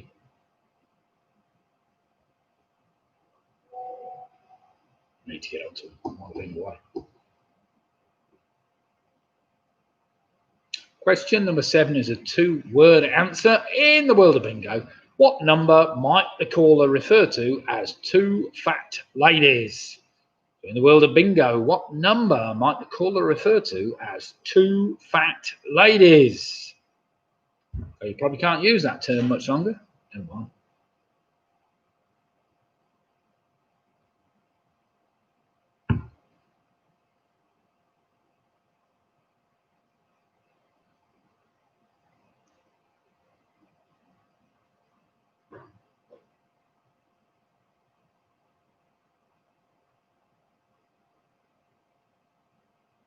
Well then, we've now done 30 quizzes since lockdown started, and I don't see any end to us getting back into the pub for a little while. So it's going to be at least another month or 2 before people are happy enough to come out. Nice one, Robin. I like that. Body mass issues. It's only an issue if you make it an issue, isn't it? So, question number 8. What is the capital and largest city of the Australian island state of Tasmania? So, what is the capital and largest city of the Australian island state of Tasmania? That's a 1-word answer.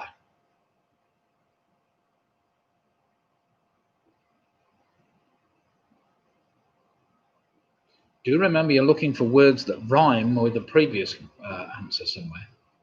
Pub's quiet yesterday, question mark, said Mark. Well, yeah, we went down to one of our pubs and it was quite pleasant actually, early evening. And the garden was, I wouldn't say it was packed, but there were certainly some people down there enjoying a beer. But I think it's going to take some time before pubs will see themselves busy again, which is a shame, but there we have it.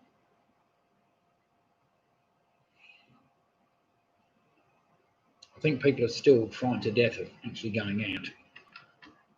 But I think over the next few weeks we'll see if this, if we can keep things under control with this virus in the UK, and it doesn't suddenly start ramping up again. I think people will feel more and more, or less and less reluctant to go out, should we say. Question number 9. Listen carefully. Who starred as President Josiah Bartlett in the TV series The West Wing? Keith will get this one. And as the American reporter Vince Walker in the film Gandhi. So who starred as President Josiah Bartlett in the TV series The West Wing, and also as the American reporter Vince Walker in the film Gandhi?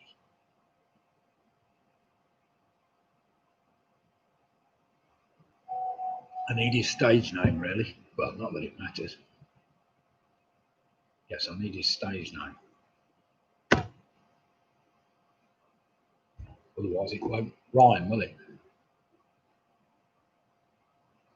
Do you remember? You should have some rhyming answers by now, if you're lucky. Or loosely rhyming answers. I'm not saying they rhyme perfectly, but they nearly rhyme. Nearly rhyming answers. I know Martin Davis used to love my nearly rhyming round. Question number 10. Formed in 1933, What name was given to the official secret police of Nazi Germany and German-occupied Europe? It's just a one-word answer I'm after for that. So, formed in 1933, what name was given to the official secret police of Nazi Germany and German-occupied Europe? That's a one-word answer.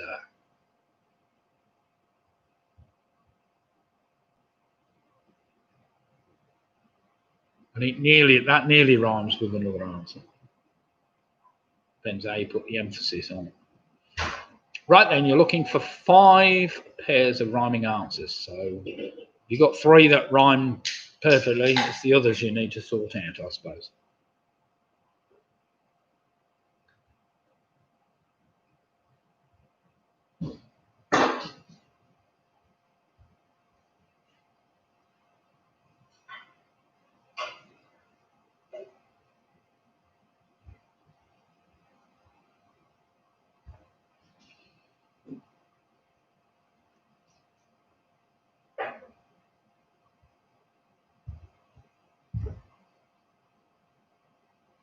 Ooh. Right then. How long do we need? How are you doing, Ant? A little bit longer? I'll give you another minute and then we'll do some marking because you might need to try and work those out. So you should have 5 answers which rhyme with the other 5 loosely. I'm not saying they rhyme perfectly. It depends how you pronounce them, of course, some of them.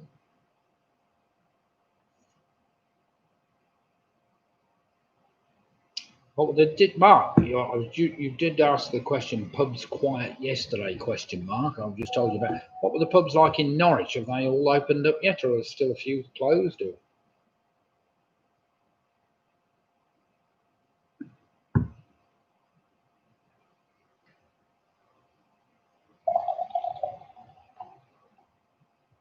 I do think it's going to be a slower old haul back to normality, but we'll see.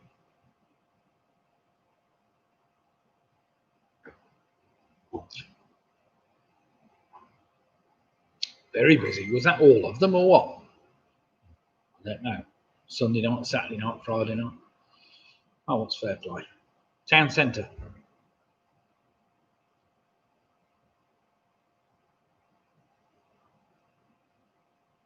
Right then. I think it's probably time. Does anybody need any more time? Just let me know in the chat column if you need a bit more time. Otherwise, we'll get some marking done after this. You still struggling out?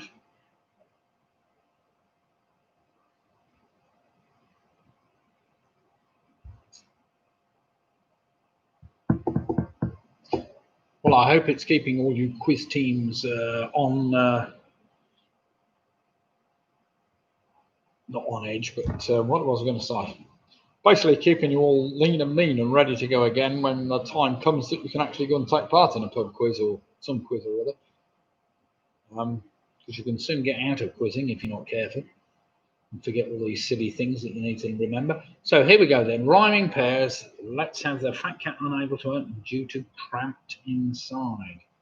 Yeah, I think that's the problem, Mike. See, there's some pubs that are not opening because I feel it's too close. Here we go then. These are the answers to the rhyming pairs round. In Greek mythology, when Pandora's box was opened, all the evils of the world flew out. The only thing that was left was hope. Hope, of course. Number 2, winning the European Cup Winners' Cup and the European Super Cup in the same year, named the only Scottish football club to have won 2 European trophies. That is Aberdeen. Aberdeen. Well done if you got that. Number 2, that Spanish artist I was after, of course, was Picasso. Number 3, the Oscar-winning film Amadeus tells the story of the composer Mozart and, of course, Salieri, but I was after Mozart. Number 5, Cole Porter song Too Darn Hot was written for which musical? That was Kiss Me Kate. Kiss Me Kate. Number 6, taking place in real time and appearing to have been filmed as a single continuous shot. The Alfred Hitchcock film I was after was called Rope. Rope. Number 7 in the bingo, what is Two Fat Ladies referred to? That's number 88. What is the capital and largest city of the Australian island of Tasmania? That's Hobart. Who played President Josiah Bartlett in the TV series The West Wing? That was Martin Sheen. And finally, of course, formed in 1933, it was the Gestapo I was after. Now, Gestapo, or Gestapo, kind of rhymes with Picasso, if you say it like with an R. Martin Sheen, of course, rhymes with something else. Aberdeen, nearly. Hope nearly rhymes with rope. 88 rhymes with something else. Can't remember. Oh, Kiss Me Kate, 88. That's a good one, isn't it? Right. Enough of that said. You've got the idea. Some of them nearly rhymed and some of them didn't, but never mind. We have the Rugby Rotary Club on a fantastic 46 points. They've only dropped 4 points so far this evening. That's a very good game. We have Leslie Barrett saying, oh dear, Sarah's on 35.5. Chris Beeks on 38.5. We have the famous 5 on 44 points. That's a good score. Mick Roberts on 36. Got the Tweenies on 37. Got Don Quixote on 45. Anybody in the mid-40s is doing really well. PRS, 49 points. You can't go wrong with that. Great White on 44 points. Chilly Willy, Joan plus 9 equals 43.5 points. That's some good going. Michelle's on a fantastic 45 points. Mark Garrington's on 28. We have, wait a minute, where have we got to now? I've lost it. Andrew Lewis is on 40. Martin Davis on 39. Now, there's a close competition. They are teammates normally, but they're miles apart and taking part. See, well, one of them's one ahead. So Andrew Lewis is ahead of Martin Davis. I think it was the other way last week. Hilary Farnham's on 38. Pinky and Perky are on 39 points. Anne Anderson's on 38 points. Well played, Anne. Harry Julian Ian on 46 points. Up with the Rugby Rose Club. That's some good going. Carrie Mitchell's on 43. Graham Gifford's on 40. We've got Willie Jubacker on 38.5. Greg Hughes on 40. Well played, Greg. Did you get Aberdeen? I'm sure you did. Squeaky Bob on 44. Oh, bother. What's happening here? It's just disappeared. Where are we? Bother. Sorry, where have we got to? Greg Hughes. Squeaky Bob's on 44. Well, Pick and Mix on 41. We've got Mike Yates on 36.5. Nicky Bowers on 36. Alex Brown's on 35.5. Vanessa's now on 36. We've got Split the Difference on 45. Lisa, 10 out of 10 on that round. Well done. I'm not sure what that means. So on 43 points. We've got Johnny Callahan, Ice Baby on 43.5. Trish Ridgeway's on 38. Keith, there's some tricky ones there. Win It All costs her on 50, apparently. Chris Pickard's on, 4 for that round? And Hilary Job, Home Alone, on 45 points. Chris Pickard's on 42 points. So let's see how we fare. We're going to the last round tonight, which is entitled. It is entitled General Trivia. Basically, this is 10 very tricky questions. Hubby Dave getting more answers right than me. Well, that's fair enough. Well done, Anne. Here we go then. Question 1 is an anagram. So are you ready for this anagram? It says screwdrivers daunt north visions. So screwdrivers, we all know how to spell that. Daunt, that's D-A-U-N-T. North, N-O-R-T-H. Visions, V-I-S-I-O-N-S. It spells out the names of 4 UK mainland cities lying furthest north, west, east and south respectively. Name all for a point or 3 for half a point. Now that's a good question. That took me ages to make that one up, so I hope you can work it out. So the anagram screwdrivers daunt north visions spells out the names of 4 UK mainland cities lying furthest north, west, east and south respectively. Name all 4 for a point or 3 for half a point. Or 2 for a quarter for Roy. Yes, that's fair. That's fair enough. Let's see if we can work those out. Of course, as soon as you get one, it helps with the others. I'm sure Mark Ganderton will get one straight away, Mark. Come on.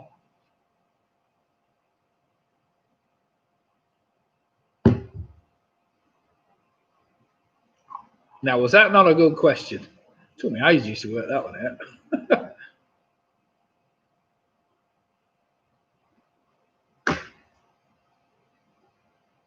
This is mainland UK.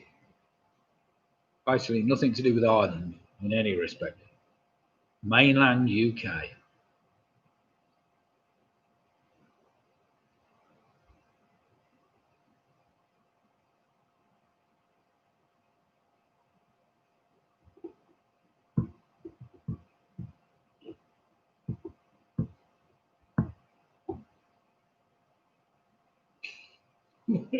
Looking at the next one. Oh dear. I had to sneak one of those in, didn't I? Sorry, I'm looking at question number 2. It's making me laugh already. Stupid question, but anyway. I'll let you work that one out first. No, we'll come back to that one. You can keep working that out as you go. Nominate one of your team to work those 4 cities out for you. Question number 2, listen carefully. Which of these is not the name of a real book? Now, you know how to revisit this question again. I'll give you the choice. Is it The Secrets of Uranus, Alive and Well with Uranus, or is it A Close Encounter with Uranus? So, which of these is not the name of a real book? 2 of those are real. I'll give you the choice. Is it The Secrets of Uranus, Alive and Well with Uranus, or is it A Close Encounter with Uranus? Oh dear God. I know. Ridiculous. Absolutely ridiculous. But never mind. We haven't had a Uranus question for at least a week or 2. No, I haven't had my German round yet. I've got to have a German round. Zwei Bier bitte.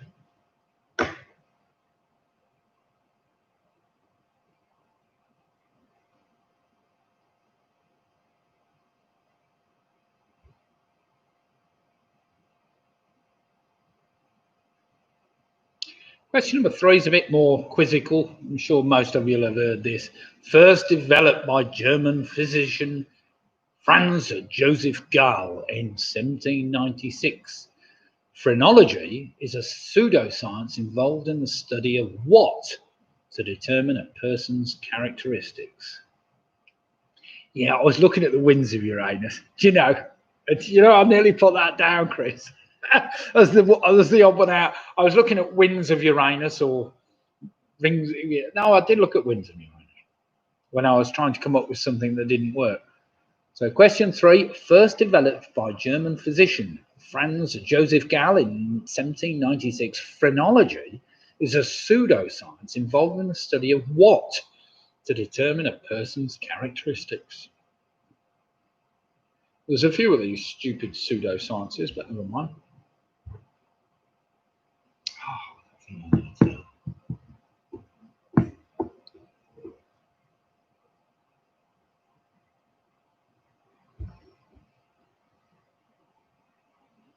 Yeah, come back to number 1. Don't worry about trying to work that out.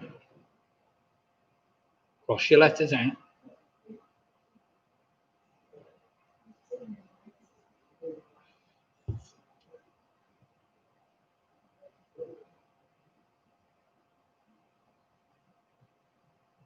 I'll leave that. Come back to it.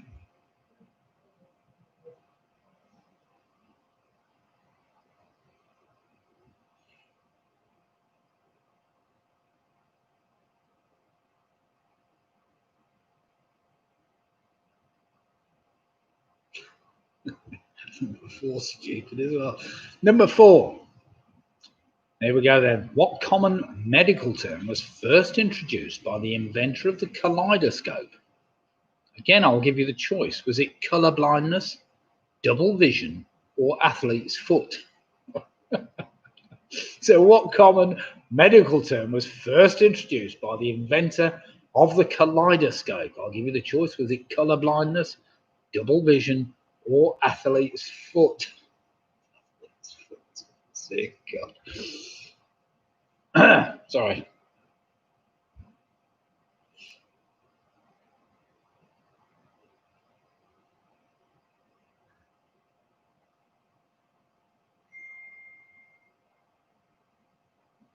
It's not easy, you know, making up all these ridiculous questions.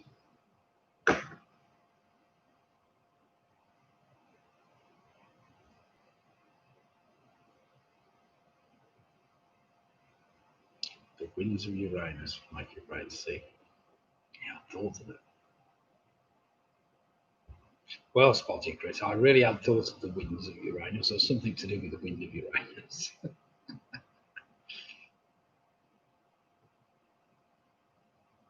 Question number 5, listen carefully.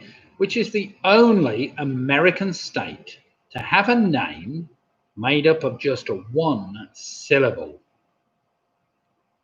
So question 5 again. Which is the only American state to have a name made up of just one syllable?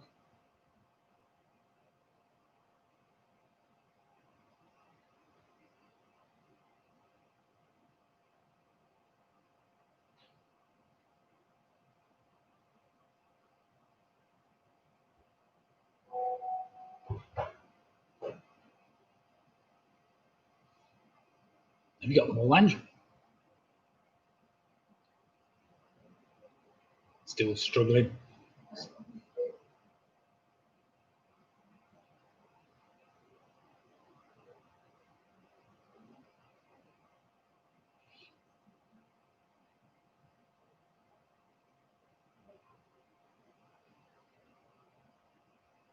I don't want to go too fast if you're still trying to work them out. We can give you some time at the end of the round, so don't worry about it. Just answer them as we go and go back to the ones you were working on. So question number 6. This is another multiple choice question. Powdery piggyback, golden navel, and bug Sputnik are all types of what? I'll give you the choice. Are they names of UK bands, varieties of fungus, or types of cheese? So question 6 again. Powdery piggyback, golden navel, and bug Sputnik are all types of what? I'll give you the choice. Are they names of UK bands? Are they varieties of fungi? Or are they types of cheese? There's a ridiculous question for you, if ever.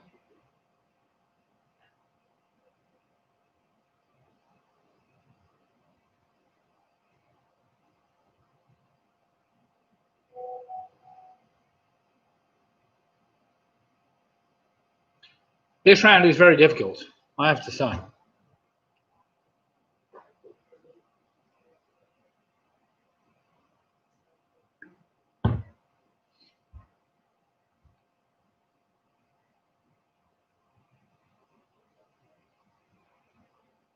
It's not. These are just silly questions, these. Nothing more. Question number 7. Founded in 1912 and located in California, which may help for those friends of ours from California tonight. What is the oldest surviving film studio in the United States?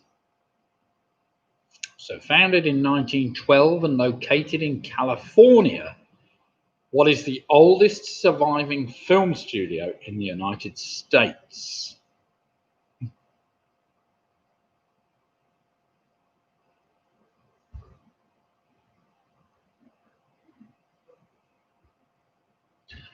Yeah, some teams might only get 2 on this round, but never mind, we'll see. We'll see how we go.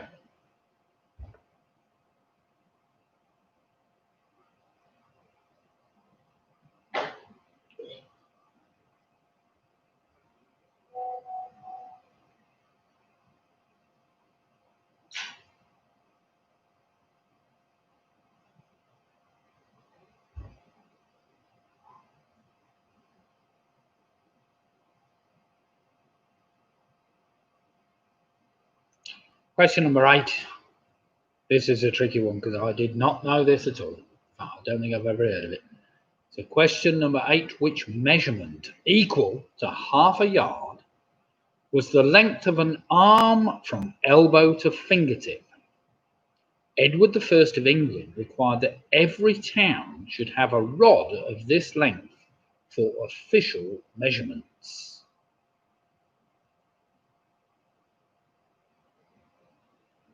So which measurement, equivalent to half a yard, was the length of an arm from elbow to fingertip?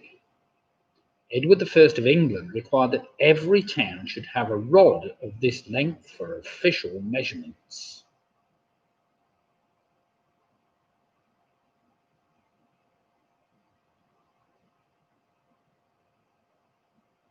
That's an interesting one.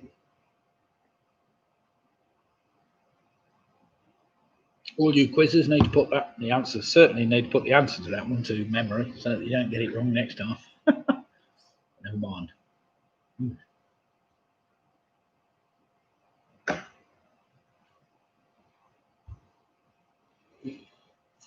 No, that's the Roman term, Leslie, but never mind.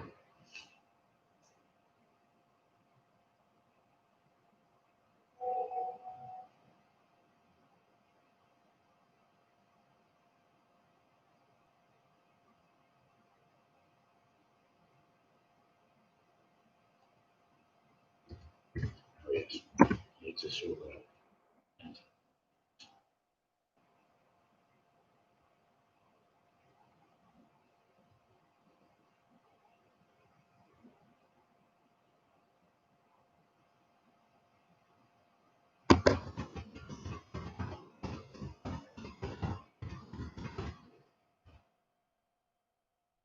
Oh, think of Edward the First. It's a bit more modern than that.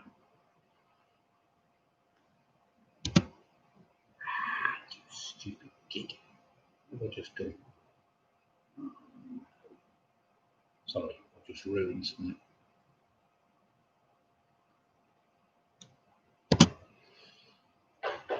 Question number 9. Aled Jones forgot the words to which song whilst performing in front of the Queen at a royal gala performance in Edinburgh. I give you the choice as to which song it was. Was it Walking in the Air, Memory, or The Bonny Banks of Loch Lomond? So Aled Jones forgot the words to which song whilst performing in front of the Queen at a royal gala performance in Edinburgh. I'll give you the choice as to which song it was. Was it Walking in the Air, Memory, or The Bonny Banks of Loch Lomond? Stupid question, that is. Never mind. It's quite true.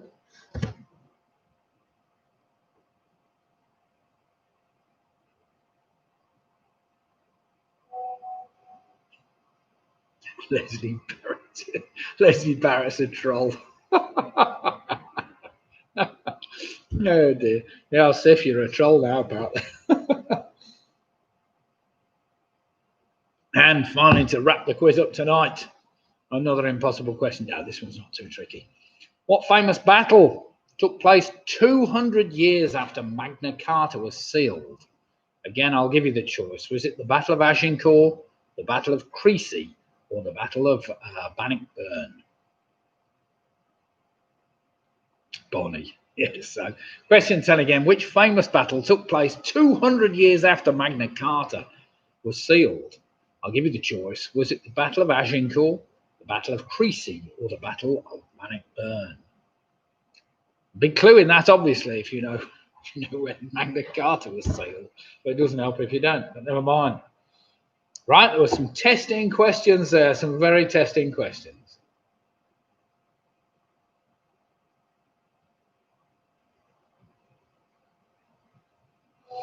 So I'll just give you a minute because there's one or two there you need to work out, especially number 1. That was a good one, that. Screwdriver's Daunt North Visions, basically. We're looking for 4 cities. Furthest north, west, east, and south on mainland United Kingdom.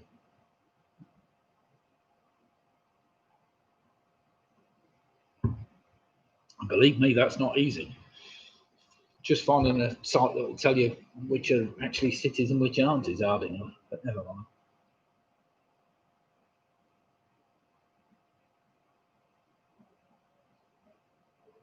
Number 1's just worth a point if you get all more. If you've got 3, it's worth half a point. Mark Gammerton, OB. What's OB? OB Joyful? OB next Sunday. Is this Swahili? What you saying, Mark? OB next Sunday. OB. Outside broadcast? Maybe. I was thinking of doing an outside broadcast tonight. We've got quite. We're a month past, nearly a month past Midsummer's Day now, so never mind. We'll see. If it's warm, I'll sit outside. I'm quite happy to do that. Right then, let's go through some answers. Are we ready, or does people need some extra time?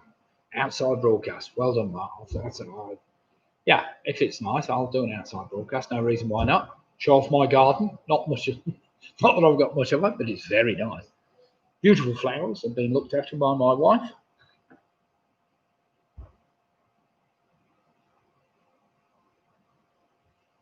Right then, does anybody need any extra time, or are we just going to call it a miss after that round? I know, that was a tough round, but never mind.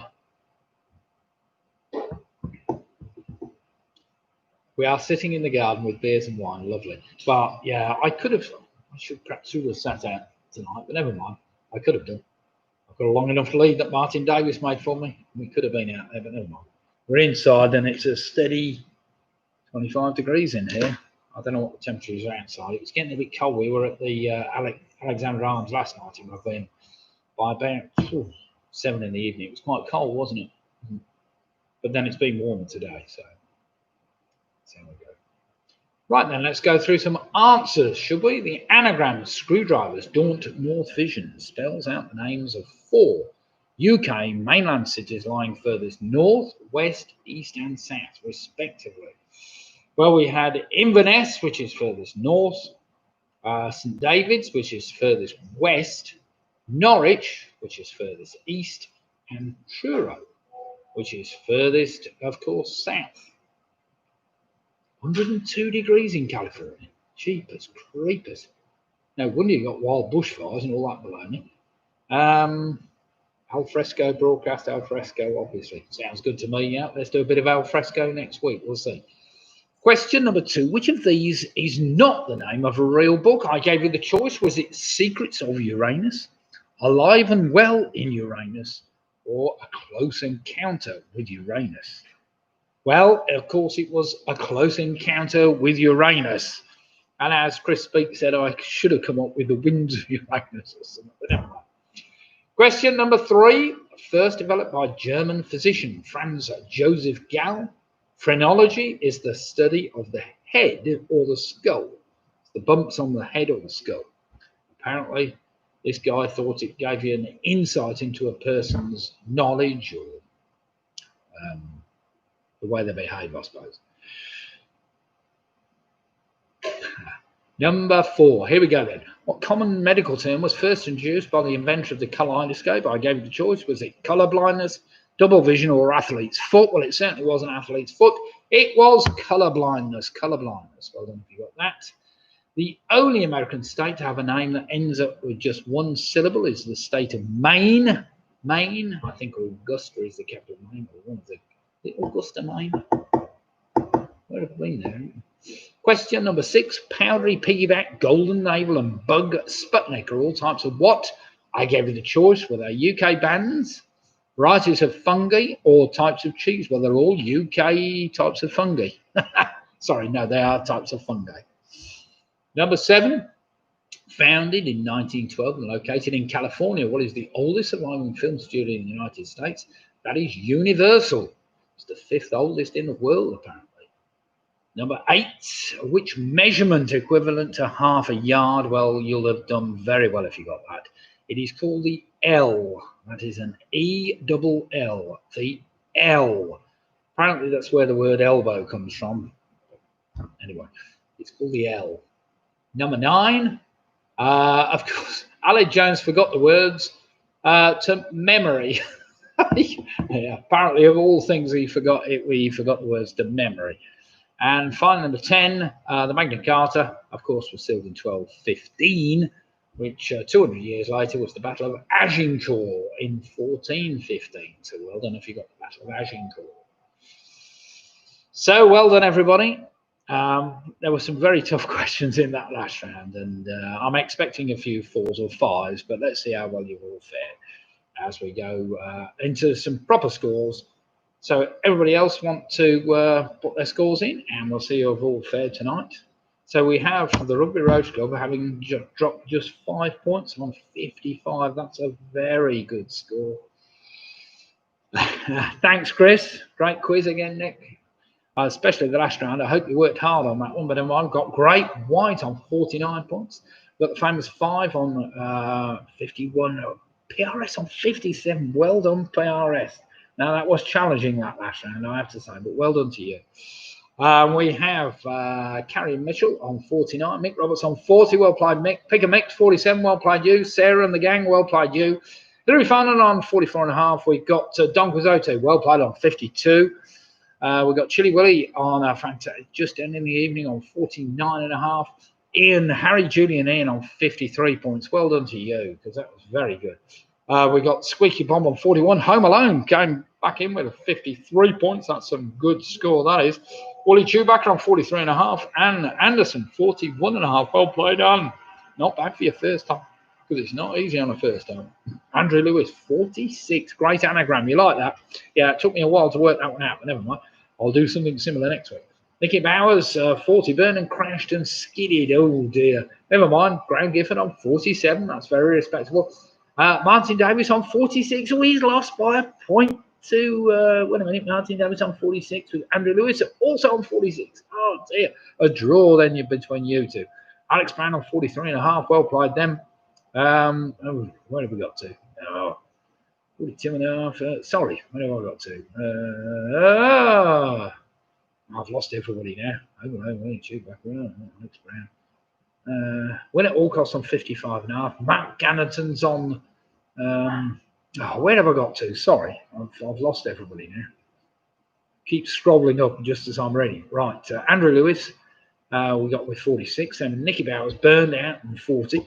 Grant Gifford, very good score, 47 points. Anybody high 40s or early 50s? Martin Davis is 46. Alex Brown, 43.5. Keith Abbott's win it all cost 55.5. They dropped 2.5 points in the end there. No, 4.5 points there. Mark Gallanton, 34. Michelle Gibbons, 43. Cracking questions. Yeah, some of those were exactly bizarre, but never mind. Split the difference on 51. And Vanessa, 42 points. Well played, Vanessa. Great White, thanks to you. Lovely to see you all. Lisa from, of course, Team USA on 102 degrees at the moment out in California. Is it getting any hotter? Well, it must be about midday, 1 o'clock. Yeah, it's probably going to get hotter for another little bit. They're on 48 points. Mike Yates, well done, 41 points. Greg Pugh, fantastic, 48 points. That's good. Leslie says, cheers, Nick. Ice, baby. Johnny Callahan, 49 now. That's a great score. Trish Ridgway, how many points for question 1? It was only 1 point, unfortunately, Trish, for question 1. If you got 3 out of 4, you get it. You get a half. If you got all 4, yeah, it deserved more points for working that one out, didn't it? But never mind. And then we got Diane, Alex, Pinky, and Perky on 43.5. The Twinnies ended up with 44. Sif, we're not sure. Martin Davis, just saying thanks all. So we had winners tonight. Let's just go back. I think winners tonight on 50, was it PRS? 57 points. They only dropped 3 points in the evening. Now that is some going. So well done, PRS. In second place, I think we have on 55.5. Win at all costs. Well played then on 55 points. In third place, we have the Woodley Rotary Club. To keep them on their mettle. I need to keep quizzing, obviously, to keep the team in fine fettle for the next championship they're coming up for. But well played, everybody, and thank you all for taking part. I know the last round tonight was very tricky. It was designed to catch a few people out, but there we have it. If you've learned anything tonight, just remember that measurement is called the L, from the elbow to the tip of the finger, the L. It was an interesting one. I've never heard of that before. Apparently it was introduced by Edward first. He required it. There we have it. So good night, everybody, and thank you for Toronto, California. We've got Norwich, we've had Worcester, we've had Minehead, we've had London, we've had Manchester, we've had Rugby, of course, Yelvertoft, Crick. What have I missed? We've had people from all over the place, but never mind. Worcester, didn't I say Worcester? Yes, I think I did, but never mind. But thanks, everybody, for taking part tonight. There will be a quiz on Wednesday night, so let's see. We had Sarah from Worcester last week nearly won the Wednesday night quiz. They dipped out in the last round, which, of course, scuppers quite a few people. So I put a few tricky ones in. Let's see how we can fare next week. And good night, everybody. I hope you've enjoyed the quiz tonight.